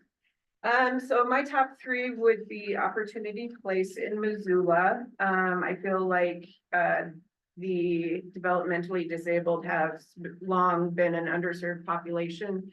So I like, how this partnership kind of formed. The land donation obviously, is desirable. Another top is LB Lofts. Again, land donation, a desirable 9-4. It's a unique project, with the pods. So I like that. And the split between the Laurel and Billings community, you know, much needed in both those communities. My third would be Hidden Creek in Bozeman. I know the need there is great, as it is everywhere. In the number of units in the project, it's I think it was 182. So again, a 9-4 and the permanent affordability. And then my next one would be Polson Gardens. I think the need is great there. They've had presented a number of times, and we talk about that often when we see these projects come back over and over again. I think it's their time, and the number of units for that community, I think will be great. And then my fifth one would be Skyview Billings. Again, the south side location in Billings, that's a part that we're seeing some definitely needed development on that side of town. And I think it'll be a good project for that area. So those are my 5. Thank you, John. My number 1 would be Opportunity Place, again, serving the disabled. Number 2 would be LB, or the other one, another one would be LB Lofts, with the number of units and the donations and the support. My third number 1 is Polson Gardens. It looks like a real need and plenty of support. For the 2s, it would be the Homestead in Dillon and Hidden Creek.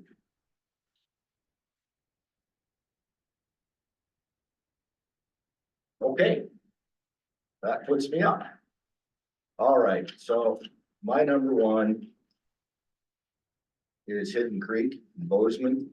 In fact, it's permanent, with significant family, the number of units, it's a twin, the number of contributions relative to land and dollars, etc., make that a wonderful project.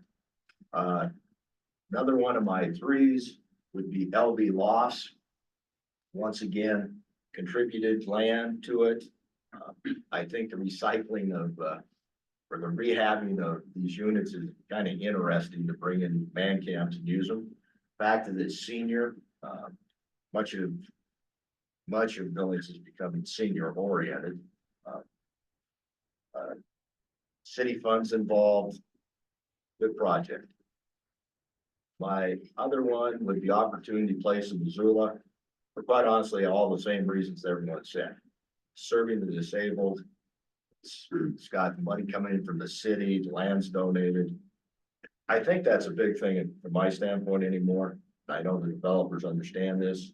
Other sources of funds, what's going to make all these projects work? You just don't have enough tax dollars. My next project is Skyview. I happen to, whereas the comment was made that the Folsom was within the reservation, I would tell you that the native population of village tends to be on the south side. And so I think that happens to get served as well very well. And then my final one is Folsom Gardens. It finally made it. Once again, it's a good project and a good location, serving, the senior needs. I like also the twin projects, both two of those projects, I think the twins. I think twin projects are, again, the way we get more units done in this state. So those are my choices. Do you want to do a custom sort by column in? Yeah. It's okay, you can just redo it. Just go back to sort and filter. Go to custom sort. And by column N. And go to largest to smallest.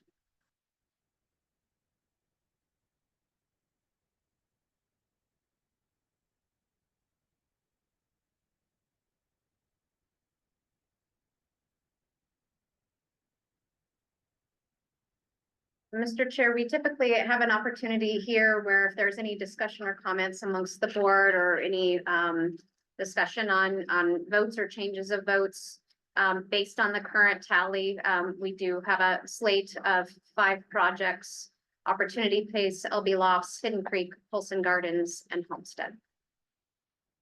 So does anyone, having seen what's up there, does anyone wish to change their vote in any manner, either to a different project or move to a higher priority on a project, etc.?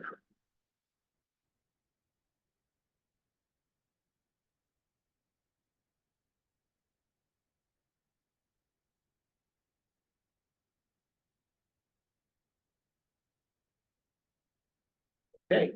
So this is a opportunity then if there's any public or comments or questions before we move, but a board member can suggest a motion. The standard motion would be to move to award a 2025 housing credits for the following slate of projects: Opportunity Place, LB Lofts, Hidden Creek, Polson Gardens, and the Homestead.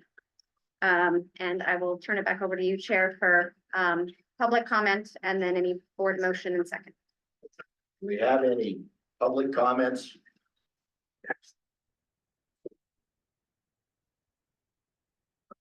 Okay. Hearing none. I'm there. Okay. We move for the motion, John. Excuse me. Not John. We move on to, this should be proposed motion number 1. Is that correct? Yes, that's correct. And just for clarification, notice that there are some conditions down below in the language of that motion. So for the twin projects, the 9% award is contingent, also completing 4%.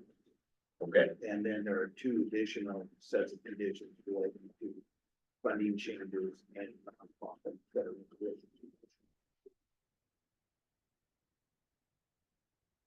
On motion 1. I have it. So you.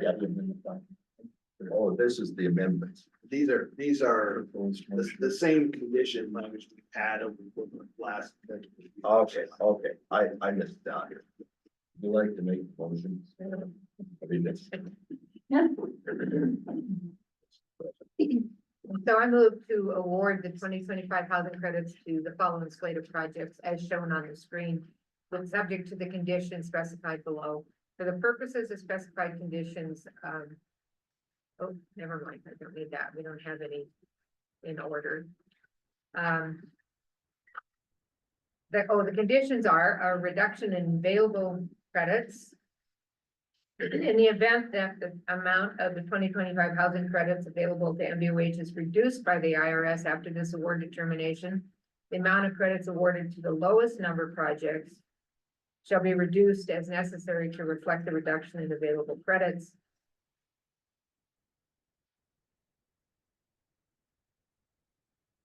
Nonprofit award conditions, nonprofit projects or awarded credits are subject to nonprofit set aside under the code section 42, and MBOH so designate such an allocation in the project's IRS form 8609 in accordance with the applicable QAP.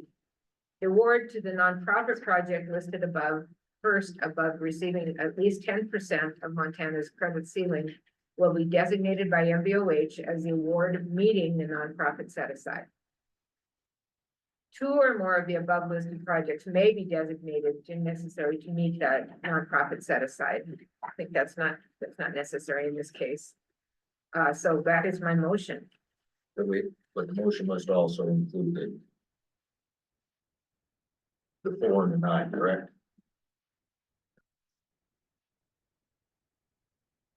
Thank you. It's a lot of language here. I'm gonna ask for a brief on this next time. Okay, so in addition to all those things that I just said, the LB Lots and the Hidden Creek projects will also, their awards are contingent upon the applicant also completing the associated 4% application. There we got it. There, I think we got it. Thank you. Can I have a second? Second.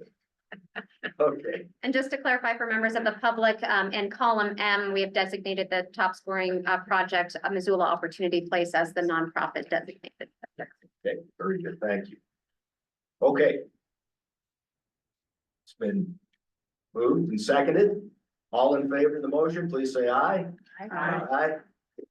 Opposed, same sign. Motion carries. Thank you very much. Once again, thank you developers. Thanks for great projects. We appreciate it.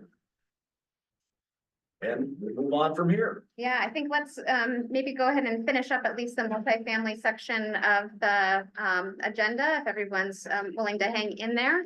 And then we can take a break if anybody else needs to check out from the hotel before we complete the agenda. So, We need to move the other remaining credits forward to next meeting. oh, do we need a motion for that? Greg, I don't know if you have to, if they're not awarded, you just. as designated in the QAP. But I think officially for the record, we need to be clear that the remaining credits that weren't awarded will roll over to next year's cycle. Yes. Any motion for that or you just, No, I think that'll happen. that'll happen. They would also be available at some other point in time if there was a need to supplement or various things. It would just be unawarded credits. Okay, okay, very good. All right, We'll let Stacy get back to the presentation for the rest of the multifamily section, and it'll be Jason.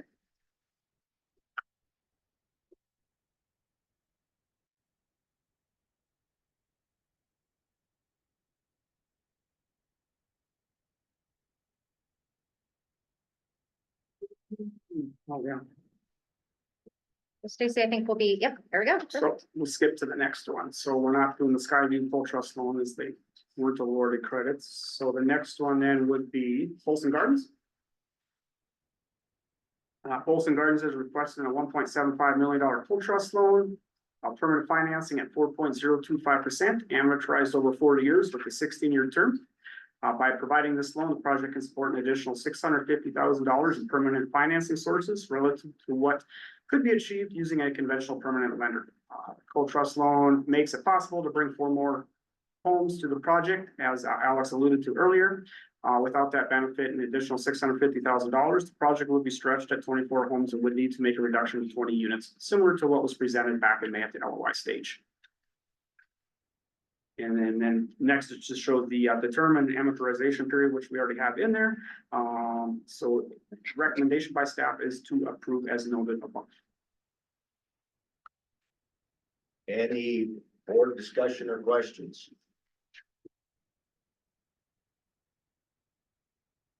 Do we have any public comments or questions? May I have a motion in a second for approval. Move to approve. Second. Been moved and seconded that we approve Folsom Gardens for a full trust in the amount of $1,750,000. All in favor, please say aye. Aye. Aye, opposed, same sign. Motion carries. Jason? So the next one up here is the Homestead in Dillon. Homestead will include 20 units, all one-bedroom apartments. Unit AMIs will be targeted at 30, 50, and 68% AMIs. These units will provide housing for seniors 55 plus. Amount is $420,000. Term is 15 years. Amortization period is 40 years. Rate is at 4.0025% based on the July application. And staff supports the proposed all noted above. Was that 15 years or 16, the term? 16. Should be 16 years on the term. Okay. Any board comments or questions on the homestead request? The 16-year term. Yes. Any public comments or questions on the homestead request?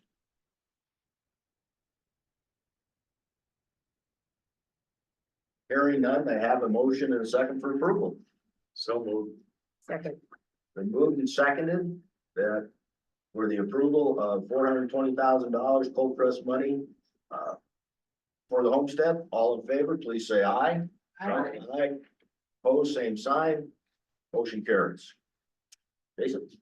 Hidden Creek Apartments is the last one. Hidden Creek Apartments is requesting a $1,075,249 multifamily loan program, permanent funding at 4%, amortized over 30 years with a 30-year term. Unit income targeting will be 60% for all 20 family units. Again, term is 30 years, amortization period is 30 years. One note, property taxes, unlike the cold trust ones, this should say this one will not be paying property taxes because it's a multifamily homes loan project. And staff recommends supporting the proposed above. Do we have any board questions or comments regarding this one?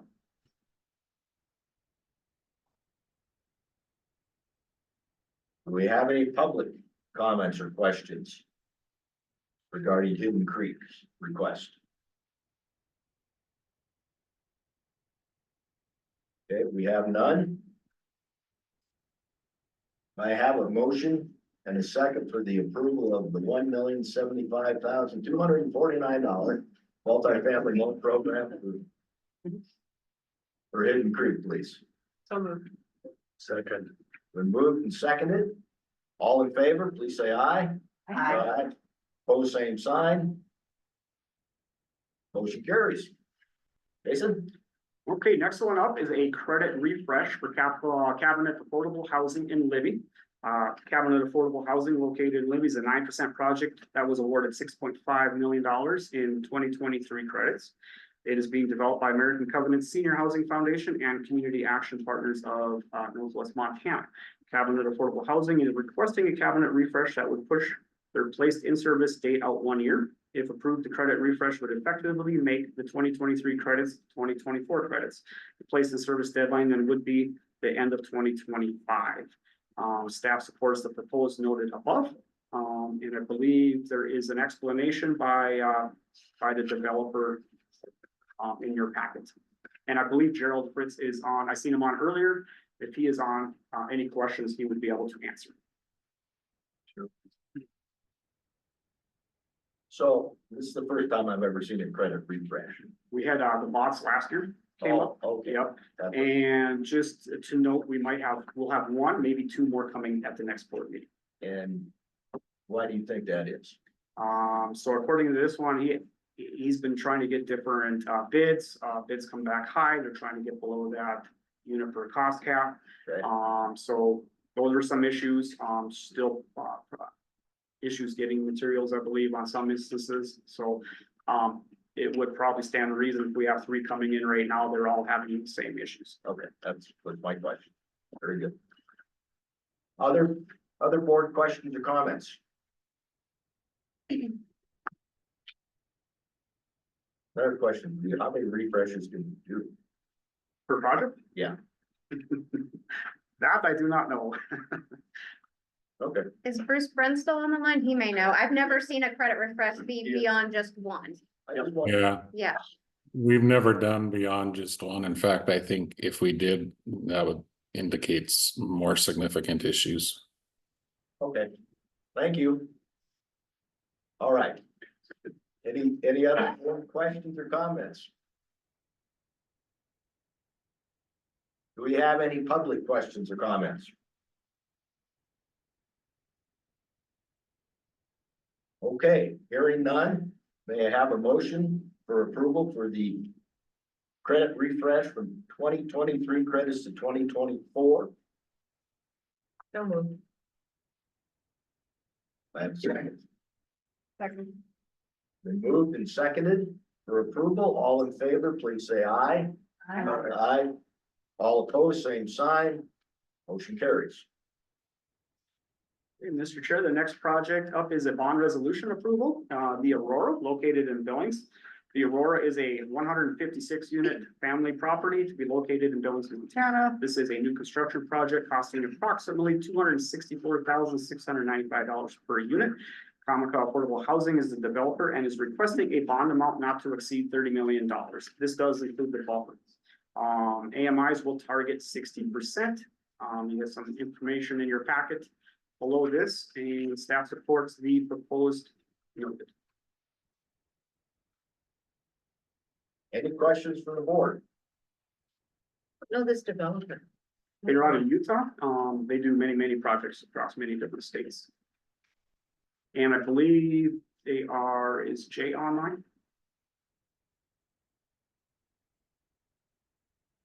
What's his name? Can't remember the last Jay. I'm having a blank. There is no J online. Okay. That's fine, I'm moving for this. Second. It's been moved and seconded for approval of the Aurora bond resolution number 24-1022 MF03. Not to exceed $30 million. All in favor, please say aye. I'm not sure if we provided public comment, so we'll just give that. a No, quick- I didn't. Yeah. Is there any public comment?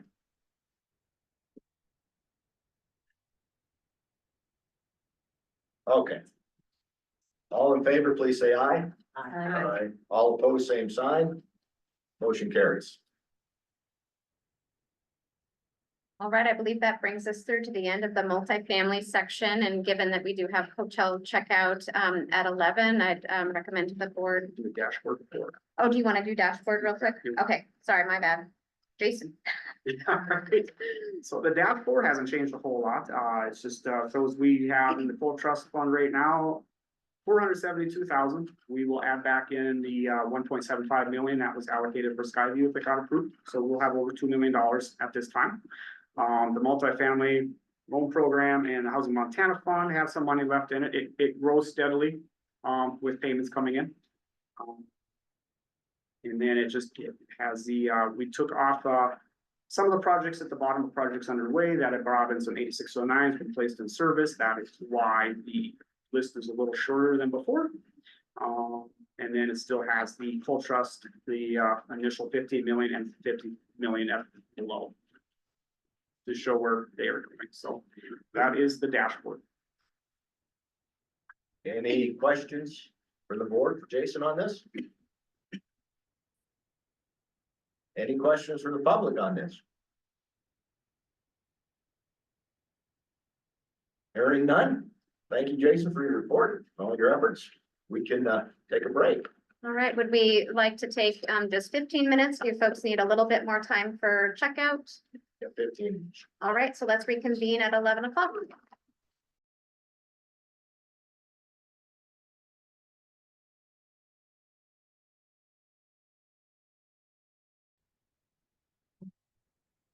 Jessica, it's your show.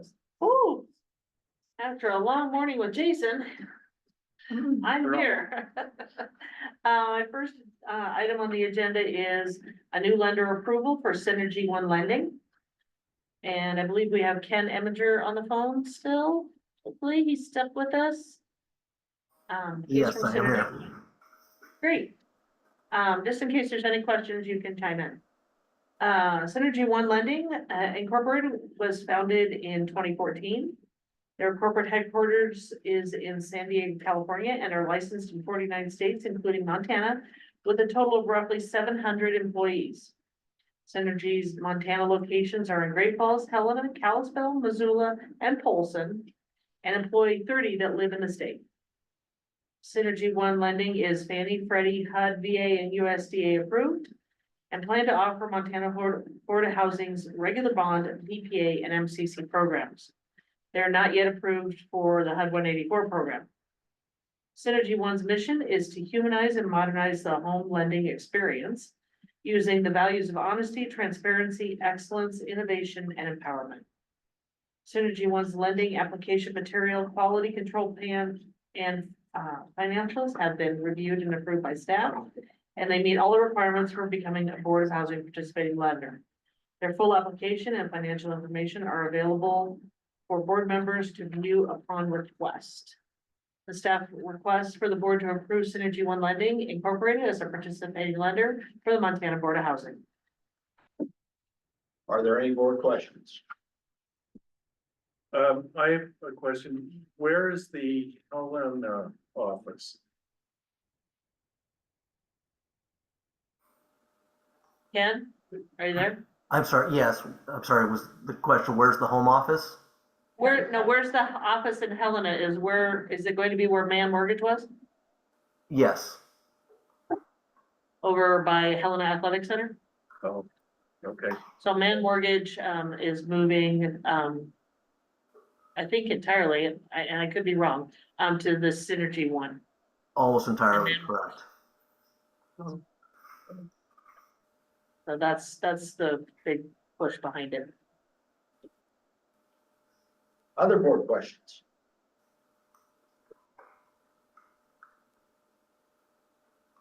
Okay, do we have any public comments or questions?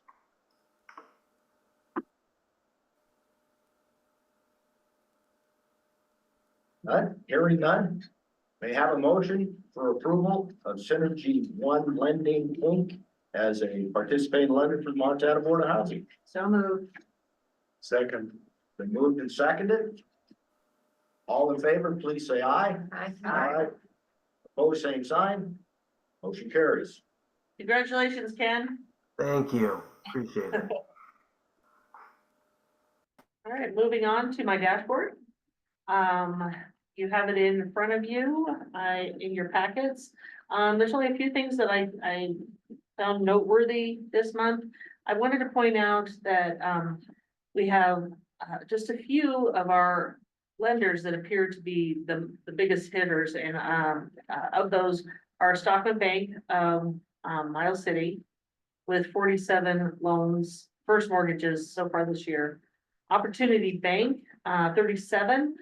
You'll notice that is down, because most of their lenders, loan officers moved to the new Evergreen Mortgage, and they're already at 16 for the year. Man Mortgage at 46, which hopefully will be moving to the Synergy, which is yet to be added, of course. And Fairway Independent Mortgage with 30 for the year. The rest, have, one or here or there. Guaranteed Rate had 12, Lower.com had 18, things like that. But those are our biggest hitters, that I recognized. The other thing, that I noticed that I wanted to point out, I don't know, if it's important, but the weighted interest rate on page 2 is 4.42%. And what I noticed was the rates that our mortgages that are on our books right now, more are at 4% above than less. And again, we have a little over 5 million available balance in the RAM program. And delinquencies are up, a skosh. 30 days looks to be the, one that's ticking up a little more than the 60 and 90 days.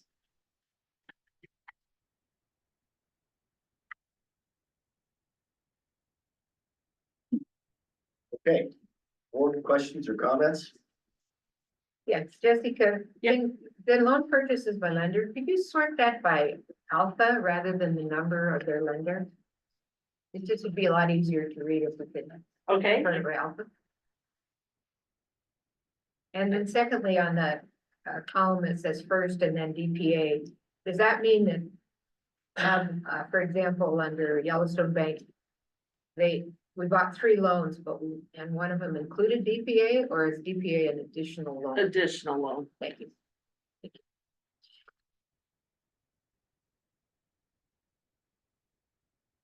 So could you go up to that page that showed the totals by the weighted averages, please?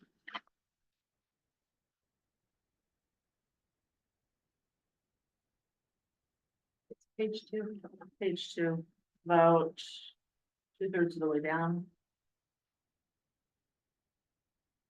So we have. Okay.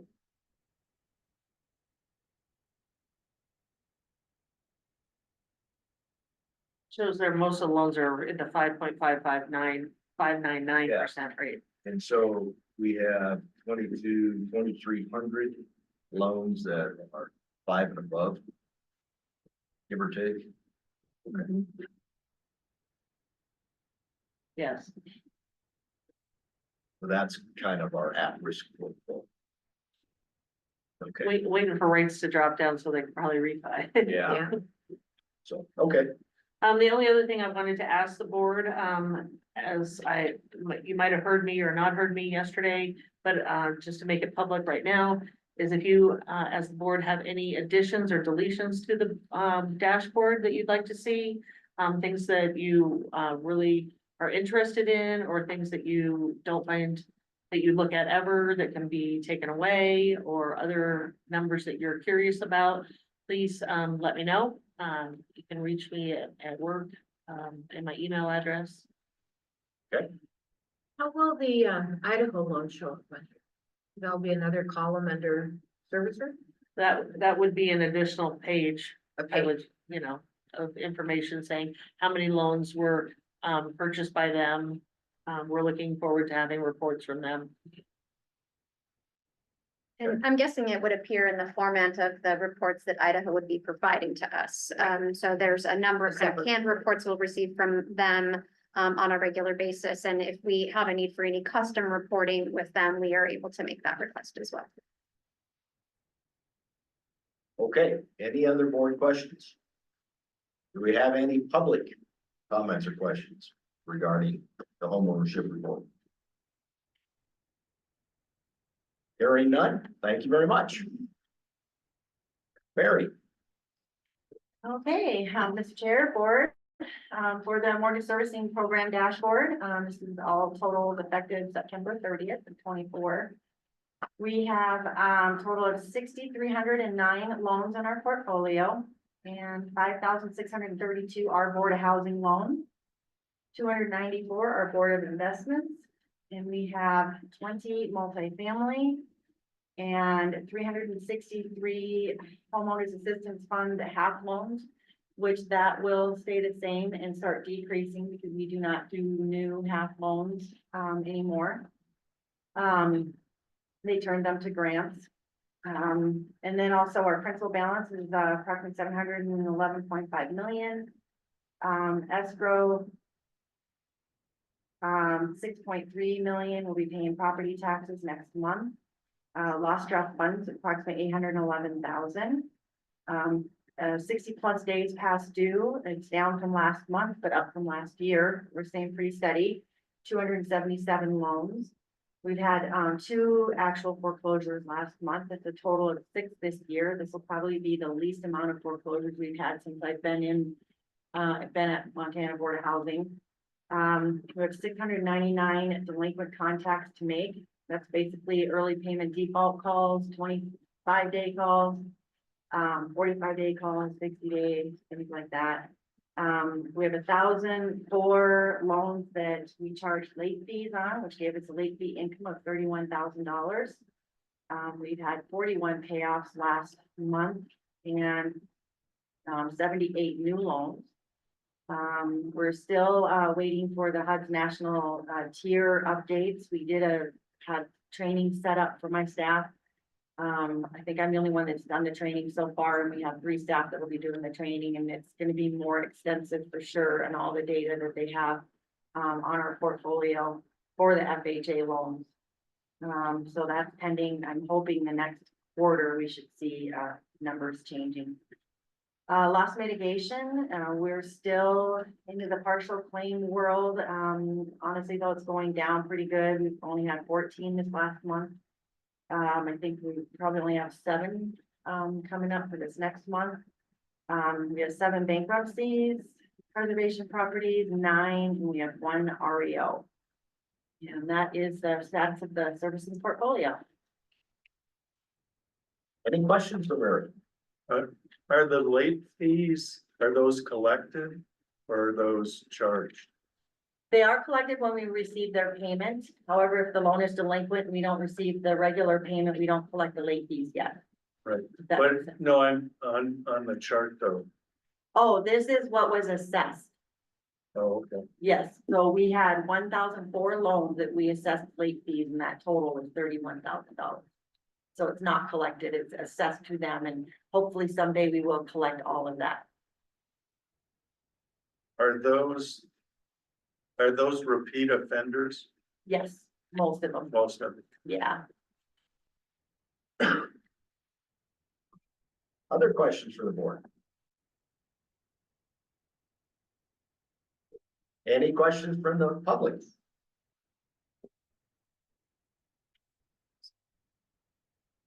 Hearing none. Thank you very much, Mary. Thank you. Vicky.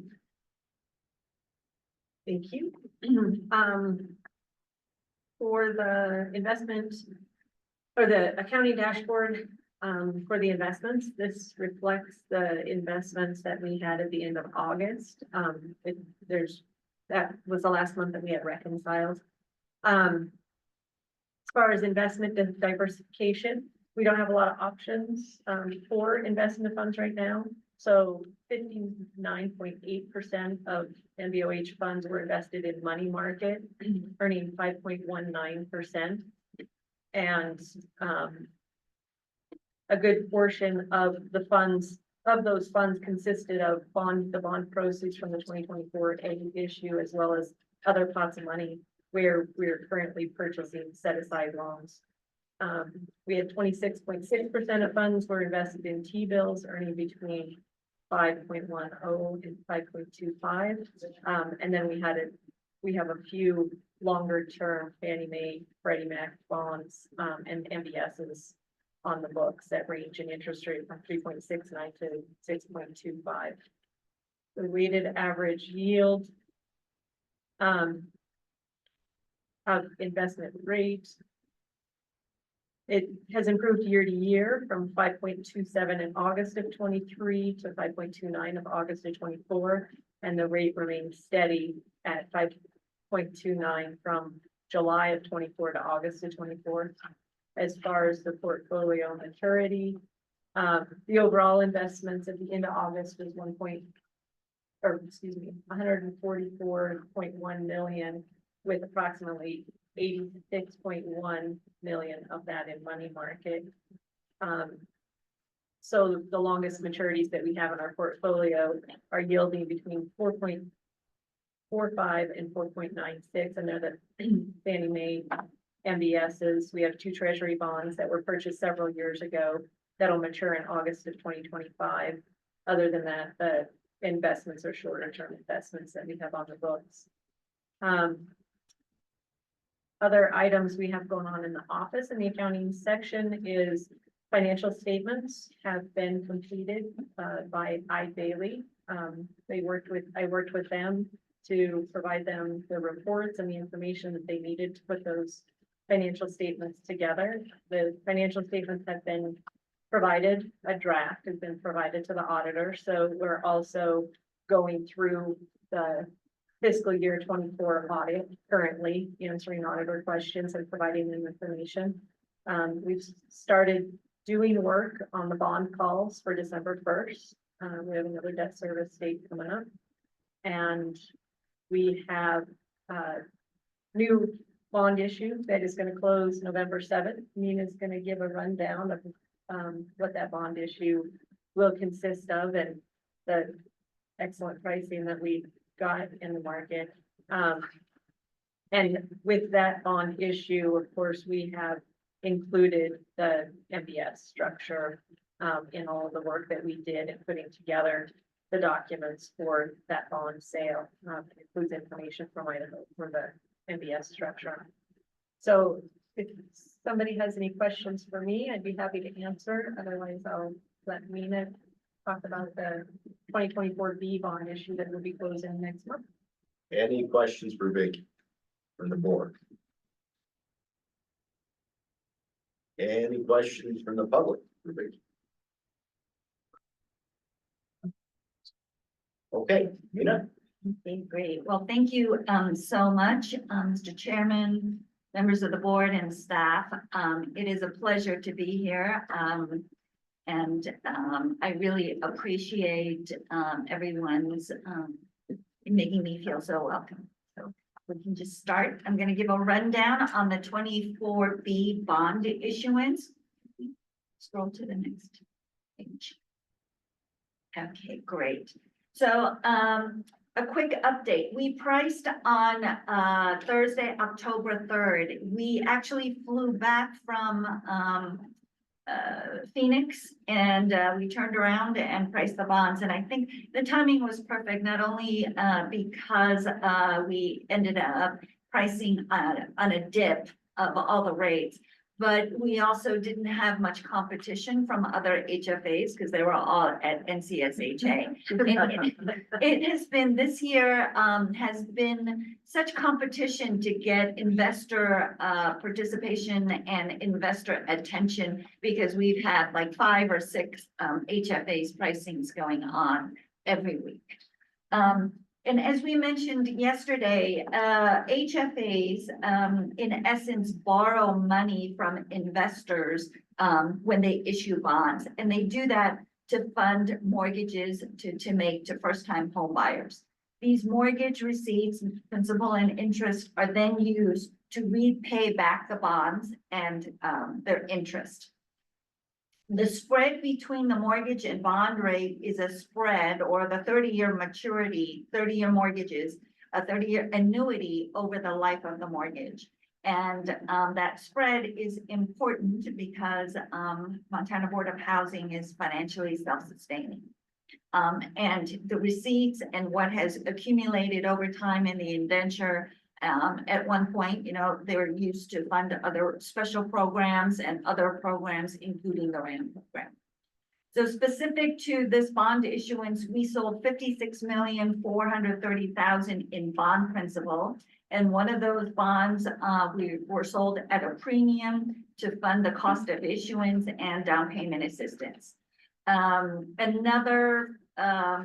the 51 million of these became available to make new mortgages, and about 6.4 million was used or will be used to refund or refinance prior bonds and replacing them with lower bonds. The overall cost of borrowing, or the bond yield, is at 4%, and that compares very favorably to your current mortgage rate of 5.50. It actually exceeds the maximum allowable spread allowed by the IRS. So we use that to store, we call them zeros, but we use them to store or bank them for future use, pardon me. And I just want to add, you're able to borrow for 30 years at such a low rate because these bonds are tax exempt. Because they are tax exempt, the IRS has a lot of say in how much you can issue, what is the maximum spread you're allowed. They put income and purchase price limitations on that, on the program. Moving on to the next page. Okay, just as an overview of the bond investor base, 24% of the buyers were from Montana retail. I think that was the best in-state retail Montana participation that we've ever had. 12% came from national retail and 64% from institutions. We had 23 different institutional investors. Overall, we had over 266 million of orders, and we only had 56 million of bonds available, so there were not enough bonds to go around. And so these oversubscriptions allowed us to lower the yield on these bonds on 22 separate maturities. So in fact, the premium bond that I mentioned before as a spread was the lowest spread that any HFA has had over the past 2 years. And the pricing was so attractive, the staff decided to upsize the deal by 10 million to make more bonds available. And so with mortgage, treasury, and bond rates all increasing about 35 to 40 basis points since we priced the deal, this really looks like a very wise move. Moving on to the next. So this is a summary of orders by underwriter. In addition to RBC, we have 3 co-managers that also take risk on the chance of unsold bonds. And then we also utilize a selling group to help sell bonds to retail, including Academy and Drexel Hamilton, which are certified veteran-owned firms.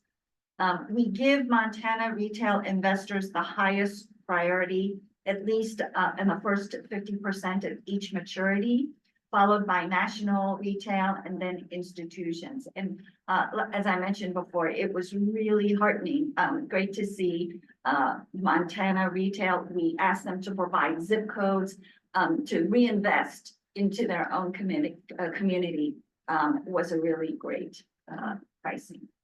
So last slide.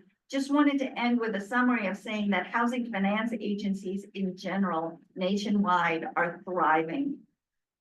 This graph represents historical issuances of municipal single-family bonds, mortgage bonds, as an industry since 2007. With current year-to-date volume of 21.5 billion, we have broken all records of historical bond issuances. The prior record was set in the pre-financial crisis housing boom heyday back in 2007. And as painful as high mortgage rates are to home buyers, that is actually when housing finance agencies like Housing Montana can make more of an impact to home buyers, a bigger differential as compared to market mortgage rates. And being able to offer lower rates relative to the market, and then to supplement that with down payment assistance or closing cost assistance. And you know, so HFAs are really thriving in this current market. So with that, I'll open it up to any questions. On this slide, Mina, it seems like there's really big growth in the taxable portion. What's driven that? A part of it is what we had mentioned yesterday, the inability of, for the big states, they lack volume cap. So that is number one. But number two, they have decided to use taxable bonds because the market is so favorable for bonds. They've used it to issue non-IRS conforming bonds. Like, for example, that's one of the, the staff has had foresight to, when moving to an MBS program, they thought, okay, we can use, sell the portfolio instead of issuing bonds. You can also issue taxable bonds and have non-IRS eligible loans. So for example, you won't need to have a purchase price limit. That is a huge factor in production levels. So if you don't have income or most of the HFAs still want to serve the middle income, or so they always do put income limits on there. But sometimes they have higher, or they eliminate purchase price limits, and then they finance that program with taxable bonds. So HFAs are getting more adaptive to the price limits and all of that, because the IRS are sometimes lagging in that criteria. Thank you. Other questions from the board for Mina? And that's a way for us to diversify, right? Absolutely. Rather than having all tax exempt or all taxable. If you can, which I learned in Phoenix, if you can, the sweet spot is to have a little of both. So congratulations on a very successful, incredibly successful financing. Do we have any public comments or questions? I'm sure it was over the public's head. See none? None? Okay. Thank you very much. Okay, operations. Boy. Thank you, Mr. Chair. The next board meeting is in 2 weeks from yesterday, so that'll be an awesome one, and that's via Zoom on November 4th, at 8:30. Just one board member opportunity again, the NCSHA 2025 LegCon in Washington DC from March 10th and 12th. Board members, you get to connect and educate our legislators about the impact of federal housing, the programs in our state. It's also got some sessions with federal officials and industry leaders to gain their insights on the 2025 legislative agenda. If you wish to go, please contact Stacy or Cheryl. And I just checked on the agenda. It's still not available, so it probably won't be available until end of the year, beginning of January. That will usually roll that. Contracts and procurement. This is mine. I thought I was on yours. Okay. RFP for the fair market rent reevaluation survey that closed up last month in September, on September 13th. We chose Econometrica Inc. And so we are working with them right now. Actually, they're the contract negotiations are done. We had to include some additional addresses because in their response, they weren't going to include PO boxes, but we all know in Montana that PO boxes are crucial, especially in the rural areas. Take like East Helena, take like anything outside of the major cities, you're gonna have a lot of PO boxes, especially for renters. So we had to include that. So we actually had to give them a little bit more money, but we were way below the up to $1 million for the awarded. So we were still at right around $420,000 with them. So that has kicked off. They will start sending out the information letters to take the survey either online. They can call to get a paper survey, and this is all with Econometrica too, so they're handling everything. Or they can do a survey over the phone for those fair market rent reevaluations to get us up to snuff. You know, because our rents have been a lot lower, especially for subsidized units, so we can get more subsidies for those folks that need the rent money the most. So that will be, we'll be going through that, and that's going to start right after the election. So those mailers will be coming from Maryland, where Econometrica is located. And so they're going to mail those out probably that Monday or Tuesday of the week of that election on Tuesday. And so folks will start seeing those surveys and the information letters to obtain the survey probably around, I'm going to say Friday or Saturday, starting to hit here in Montana. So really good thing here. So that's the timeline is going to be crucial for us to get all those survey results. They'll get the survey results back, report to us on a final report so we can submit to HUD by the first Friday of January. So the other contract I had was the CoreLogic Tax Services that was due for renewal on October 15th. That was just signed off Friday, I believe. So that one has been executed, and that was for mortgage servicing for maintains the tax payment status, the non-escrow tax, the tax reporting for servicing. So that one's all wrapped up. Couple of things for personnel here. We've got an opening for loan and bond specialists in mortgage servicing, but that one has now been filled, so you can scratch that from your agenda. And then we have 2 contract officers in the Rental Assistance Bureau under Kelly Shields. And then just a couple of staffing updates.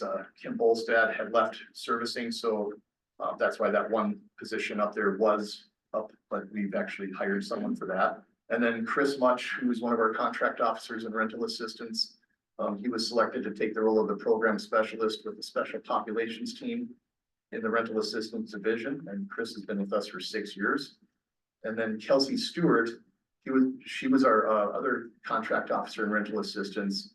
She was selected to take the program specialist contract administration with the special populations team rental assistance. So those 2, that's why we're hiring for their positions. It's nice to see folks get promoted within, especially up in the Rental Assistance Bureau. It's awesome. And then I have emergency rental assistance, just a couple of updates there. With those remaining funds, let's see, still again, we're Montana Legal Services Associations, we're not able to assist renters who have only a pass-through rent notice, unless the renter is a client already with NLSA. And then the Montana Department of Commerce received seven applications, excuse me, for FAQ 46, that other eligible uses projects. Originally, there was only 6 awarded for funding. However, the 7th applicant is now going to receive funding as well for the Rocky Mountain Flats project in Bozeman. It's expected that this will add in about 296 rental units, of which 102 will be households at or below 50% AMI. It's a good deal. And Can you talk a little bit more about that? These are unfamiliar words for me. Other eligible uses at FAQ 46. so FAQ 46 was part of the emergency rental assistance. They could use funds for other than direct rental assistance or utility assistance. So Cheryl, I don't know if you want to follow up on that too. States that administer the MIRA program had to meet a certain expenditure threshold before you could use remaining funds for other eligible uses. I believe it was 75% of your allocation. Montana did achieve that expenditure requirement, and so we were able to use the other eligible uses, which provided for funding with existing or new affordable housing properties that have another affordable fund source with them. And so we worked specifically to align some of this other MIRA use funds with some of our existing 811 project-based rental assistance properties that are serving non-elderly persons with disabilities as a way to help support some of those projects. And I will note that since this dashboard had to be completed last week for the publication for public notice, we've had some updates in working with HUD. Rocky Mountain Flats was intending to request some 811 vouchers. And we had originally, it appeared we had a path forward with HUD to what's called zero out some existing 811 contracts that weren't fully utilized, and to do a process to potentially move some of those 811 units to Rocky Mountain Flats that had expressed interest. Our team recently met with HUD, and what appeared to be the path forward is looking a little murkier. They indicated that maybe there isn't a quite path forward, that HUD general legal counsel may need to be involved at this point. And so we have a meeting with Rocky Mountain Flats later this week to talk through what that means. But because we were looking at pairing the other eligible uses with 811, if Rocky Mountain Flats is now not able to get 811, that may have some impact. So we'll provide an update at the next board meeting with where we land with that. Thank you. And then for the homeowner assistance fund, nearly 2,300 applications have been submitted.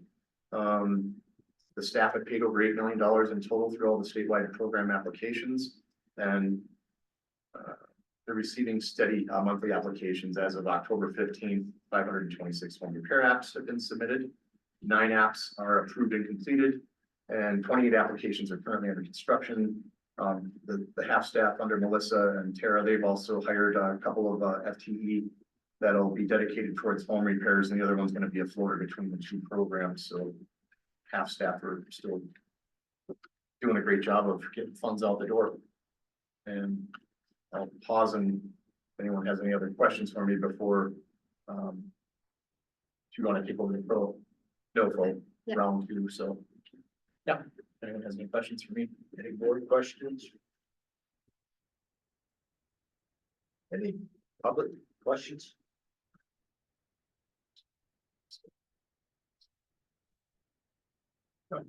Okay. All right, well, I'll provide my brief update as well. With respect to the legislative conference in March, I'll still need to chat with my leadership at Commerce, because it will be the middle of our state legislative session. And so I want to factor that into my personal bandwidth and ability to be gone out of state for a conference. So but happy to chat with that. And Jason just mentioned to me before I maybe dive into my update, there was a final item that he wanted to raise with the board. So I just got an email. So we just got notified from the IRS what our small tax credit amount is. And it ends up being $950,000 higher than we thought. which would leave us about $4.75 million in tax credits left over. So I just, 4.9, 4.7 million. 4.7. So just want to throw it out there. Do we want to ask Gene if he wanted to pare his project down, give him that 30 days to see if that project would work or not? And remind me what the request was, the original request was. 6.5. So 6.5. Well, I would certainly, or ask him. I think that's all. The opportunity. He may say no, but, it's his choice. Do we need a motion for that? I think we would, Motion. I would so move that. Second. Been moved and seconded that we approach Gene, see if he wishes to, resize and resubmit his proposal In 30 days. 30 days. All in favor, please say aye. Aye. Aye, opposed, same sign. Motion carries. Okay. Jason, I know I ask this probably every year, why don't we know the total amounts of They credits? come out about the same time every year, so we estimate it going forward. So some years we're Maybe close, we some years have we're. this meeting be a little later, so. I don't know, it just seems kind of.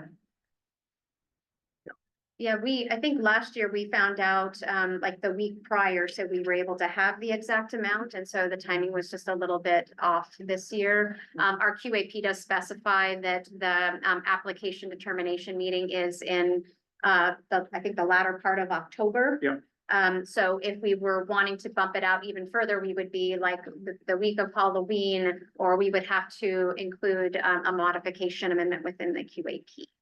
So it's just how the timing works with the IRS sometimes. And Jason, then is there another round that they distribute leftover? Is there another round? Pardon? Yeah, is there another round with the IRS where we might get even more? Or? For what's left over, I believe it's like 200,000 if we allocate all our credits. It could be, but it wouldn't be substantial. Hey, Nathan, Jason. was there any concerns from a legal perspective on that kind of rapid motion? I just want to make sure we have everything No. covered for public meeting purposes. I think that we can, and then we could have there'd be a final resolution to approve it if he accepts it and wants to reapply, so. we make Okay, so sure that at would come back point- to yes, the yes, that'd come December back board to the meeting. board, exactly. Okay. So Bruce has something else. Go Okay. ahead, Bruce. Just clarification, does it also include any national pool award we may receive here in the very near future, or is it just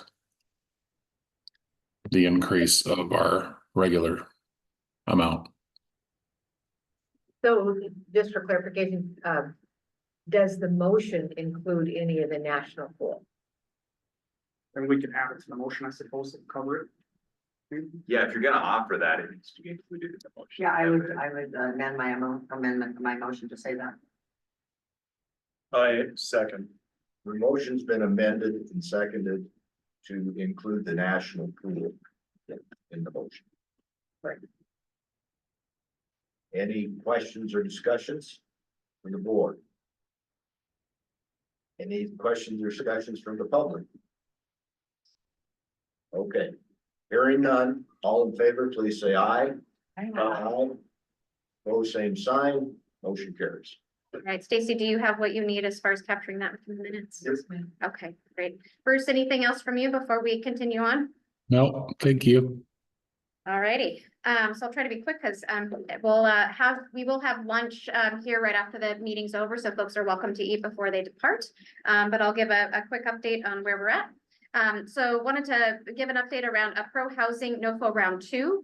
So if you recall, Commerce and the Department of Commerce and Housing, we applied for what's called the pro housing NOFO. So this was additional funds made available through HUD to support communities who were working through land use reform type efforts to increase the supply of homes on the market. Commerce was not successfully awarded in the first round. HUD was extremely oversubscribed in that competitive application, but they did announce a second round of pro housing funding. There are a few differences to include the updated need rating factor to reflect fiscal 24 Appropriations Act, which directive to prioritize applicants who demonstrate progress and commitment to overcoming local barriers, primarily by enacting improved laws and regulations. The overall funding for round 2 increased by 100 million, increased to 100 million from 85 million, and the maximum award amount changed to 7 million. The number of expected awards for round 2 is expected to 30 awards, and HUD received 160 applications that met the threshold for review with an ask of $1.15 billion. So that was an oversubscription of $1 billion. Melissa Higgins has been leading this effort. She's our ARPA housing program executive, but doing all manner of other duties as assigned, including working with the housing division, with our community development division, and with the League of Cities and Towns to try to take advantage of these new funding opportunities. So in the next application, I believe we've already held the public hearing that's required for our second round NOFO application. And that application has been developed in partnership with the Montana City Leagues and Towns. That's different from the first application we submitted. And this was to recognize the Montana Land Use Planning Act requirements on, I believe it's 10 communities across the state, and their work to implement all of those land use reform changes. So stay tuned on that. Again, this goes into a little bit detail about what we're intending to do for that application, but I think that gave a gist of where we're at. So we can go ahead and move down to community housing. As previously reported, the deadline for our home, National Housing Trust Fund, and CDBG applications was September 17th. On September 18th, Julie Flynn sent the following message to applicants, thanking them for their applications. Commerce received 15 home HTF and CDBG applications. 7 home applications requested a total of just over 4.1 million. We only have 1.5 million to award. 7 housing trust fund applications requested a total of just over 6 million. We only have 1.93 million to award. There was 1 CDBG application for a total of 750,000. We do have 1.15 million to award for affordable housing and 500,000 to award to address homelessness. So staff are reviewing all of those applications. Given the level of oversubscription, this is going to be a very challenging review and rank process. Then the staff will present their award recommendations to Commerce leadership when they've completed. Because our 2024 annual action plan was not approved by HUD before August 23rd, 2024, the Build America, Buy America Act provisions for building materials will apply to any project awarded HTF or home funds this fall. And for CDBG round, the Buy America preference will apply to certain products, including iron, steel, and some construction materials. So this is going to have an impact on potential cost escalation of projects for those BABA provisions, as we call it shorthand. Quick update from me. Last month, I attended the Brookings Lincoln State Policy Housing Workshop in Cambridge, and Ann Schwen, the community MT planning supervisor, also joined me. California, Colorado, Florida, Massachusetts, Maine, Montana, Oregon, Utah, and Washington were all represented. This policy workshop had topics focused on strategies for effective design and implementation, building local capacity to comply, reporting requirements and data, legal challenges and enforcement, tenant protections, renter subsidy and inclusionary zoning, building code, financing and infrastructure, and evaluation and research. So again, this is really more focused on land use reform and other things that we can do in looking at land use, zoning, permitting requirements to streamline and reduce red tape so more private market development can get onto the market more expediently. In addition, I shared yesterday a little bit about our panel on land use and zoning reform that we did in Phoenix. So I shared at that panel, one of my big takeaways from the Lincoln workshop was challenges and expectation setting for land use reform efforts that may take 5 or 10 years before you really can see results on the ground. So we had a lot of national media coverage about the, quote, Montana miracle as associated with this approach. And I think a lot of other states did look at Montana. We're very surprised that we were able to make this number of strides in a single legislative session when many other states have been working on these types of issues for a very long time. But again, I think we need to be clear on expectation setting that these sorts of approaches are more medium and long-term strategies. So my other takeaway was what are we doing in the meantime?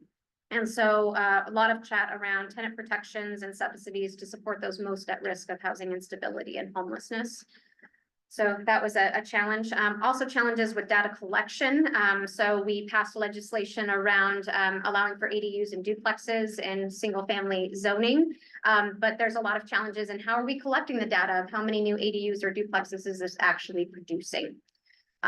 Quick update on the Montanans Against Irresponsible Densification lawsuit that I shared yesterday.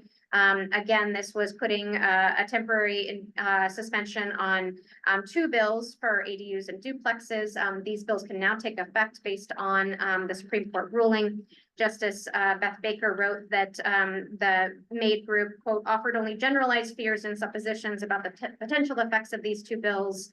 And she noted in her ruling that the Montana legislature and Shelter Whitefish filed briefs in support of the state, noting the quote, extensive deliberation processes under Governor Gianforte's housing task force, and that these bills were really intended to advance the public welfare to address the housing crisis. And other good news, the League of Cities and Towns has also filed in support of these bills continuing. So seeing a lot of positive action there. And then finally, the takeaway from the workshop is seeing that other state housing agencies are having more collaborative relationships with their state attorney general's offices. Right now, we have bills where what happens for the compliance and technical assistance, and if someone, if a state, or I'm sorry, if a city doesn't move to comply with House Bill 382, what happens then? And as of right now, you know, they could be sued by a developer, or, you know, the state could sue them. But what's the range of options in the immediate time? So Massachusetts issued advisory notices from the AG's office to jurisdictions about the new requirements. You know, they're setting up technical assistance groups to help cities move in the right direction. So those are some continuing conversations we can have at Montana.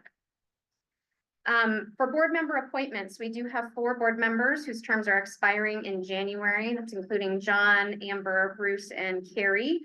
If you are interested in being reappointed for another term, you are being asked to reapply on the governor's boards and appointments online portal. The URL website is listed here, and I can send a follow-up email with this link as well. We are asking that you submit your application by Friday, December 13th. Please let me know of your intention to reapply or not. And in the event you have any technical difficulties in applying through the portal, Commerce Deputy Director Mandy Rambo has also offered, if you want to email your cover letter and application directly to her, that is also an option. So I will send a follow-up email to that effect.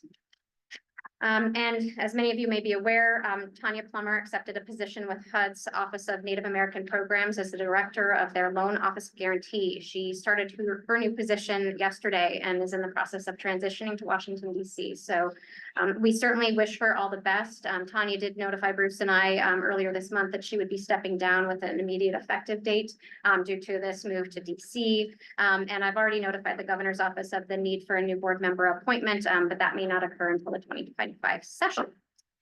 And so finally, before you guys can go for the day, we do need to vote to approve our 2025 MBOH calendar, which is included in your board packet. And there's also on the back side a reminder about the board member attendance policy and what we know so far about conferences and network opportunities in 2025. We are generally proposing that board meetings are held the second Monday of each month, excluding Mondays that conflict with other conferences or networking opportunities. In April and October, there will be a board training and strategic planning session held on the Monday with the board meeting to follow on the Tuesday, all meetings starting at 8:30. Also open to input on the 2 in-person locations for April and for October. We've typically done the May LOI presentations in Helena, though we're open to feedback on that as well. But if you can please provide us any input by the next board meeting, November 4th, as we'll need to work to secure kind of hotel contracts and all of that. We haven't been on the east side of the state in recent history, so I would ask if board members are willing to take a drive somewhere on the eastern side. I don't think we've been kind of further up in the Flathead beyond Kalispell either, so open to suggestions there. So if we want to have a quick chat about the calendar and if there's any kind of major conflicts that board members see or any suggestions for in-person locations, and then we can approve this calendar for next year. Any comments, questions? You know, I was thinking because I was driving east not too long ago. Miles City can probably handle us. Yeah, Stacy, what was the update from Miles City last time around? Were we striking out on locations? Yeah, I can try again, I can look again, but I believe that was one that you had suggested for this year, and I wasn't able to find a venue that could hold us. But if anybody knows of one in Miles City, please feel free to share that with me. Well, we, I think for the college, we have something. The college, looking at the college. and when we did the dog and pony shows years ago around the state, we were at that motel that's on the south side of the interstate. I can't think of the name of it. It's relatively new. Okay, It was new then. So, the other spot that could probably hold us, but I don't know if it becomes a distance issue with Glasgow. Want to go east? I don't know, man, spot, I don't know what's in Sydney, so. Sydney's got quite a bit actually, because I've done meetings there with, 100 people before. So I don't know what our capacity is for meeting space, but they do have quite a bit. Where was that? Sydney. okay. Okay, so we can look into options for Miles City, Glasgow, and Sydney as eastern Montana options. Sheila? So I don't think Great Falls qualifies as east. It's kind of on the western edge of east. Although I think some people in far east Montana say that east begins at Billings. Yeah. Yeah. But, Those people in Billings say he stops there. There's nothing on. But, the Bass building will be open in March. And so it just might be an opportunity if we did, a meeting in Great Falls to view that permanent supportive housing arrangement. Okay, great thoughts. Any other suggestions for in-person locations? Of course. Jeanette, any thoughts about your neck of the woods or Flathead I'm or? just thinking how many days it would take me to get to the other one, just like, oh my gosh. Obviously Hamilton has hosted, is a great place, it's a great location, there's plenty of, we have a nice hotel there, nice restaurants, it's a fun place to be. On the north side, Whitefish is probably really pricey. I'm getting out there. You can stay in Columbia Falls, they have, got it's Eagle Bend, is it Eagle Bend? Am I saying that wrong? It's a golf course. It might be the Eagle Bend Golf Course, but they have rentals in there. They have actually a nice facility of a hotel. They're off season. It probably isn't a bad place. So, and less expensive. I think Whitefish is just really almost out of the possibility. Okay. If Whitefish, Fireside or Yeah, it's a fire brand. the Fire Brand, we had a University of Montana alumni group. And it had just opened, so my guess is we got pretty good rates. But Firebrand's a nice hotel. Oh, it's a super hotel, and yeah, I agree. But it's been open a while now, so I haven't been there recently. It's nice. Everybody likes it. And are folks liking the idea of keeping May in Helena? I think that's helpful from a staffing perspective for the LOI presentations and listeners. Okay. I think that's appropriate, yes. Okay, and so we'll look into options for these suggestions here and kind of consider like inclement weather for longer drives, because these are talking about April and October. But aside from that, are there any date conflicts that we need to be aware of, or can we move to approve this calendar with locations to be determined? So moved. Second. Been moved and second for the approval of the calendar. All in favor, please say aye. Aye.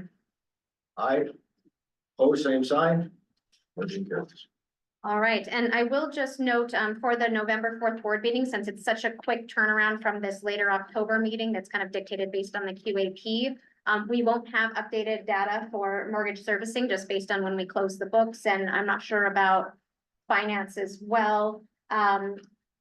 Jessica's gonna get a pass on doing a dashboard for November because of the quick turnaround and the focus on the master servicer launch. So I anticipate that the November 4 board meeting will be fairly short with maybe some multifamily resolutions. Okay, still obviously want all board members to join on Zoom, but it should be a fairly short and sweet meeting, so you can get about your day. And with that, that's all I have. Oh. So regarding Gene's project, he had a $1.75 million cold trust loan. Was turned down. Do Well, we it leave? wasn't voted on. Oh, it wasn't voted on, right? Yeah, so I think We we leave could, that reserve. Anticipating him, see if he comes back in 30 days, so we don't have another application come in the meantime. Then that's up for that approval, so we just leave that 1.75 million reserved for Gene earmarked. For now, for that project. Yep. okay. You need a motion? Probably. Yeah, I don't think you're, Okay. I don't think you do. Okay. Okay, we stand adjourned. All right. All right, thank you, everyone. Thanks, everybody.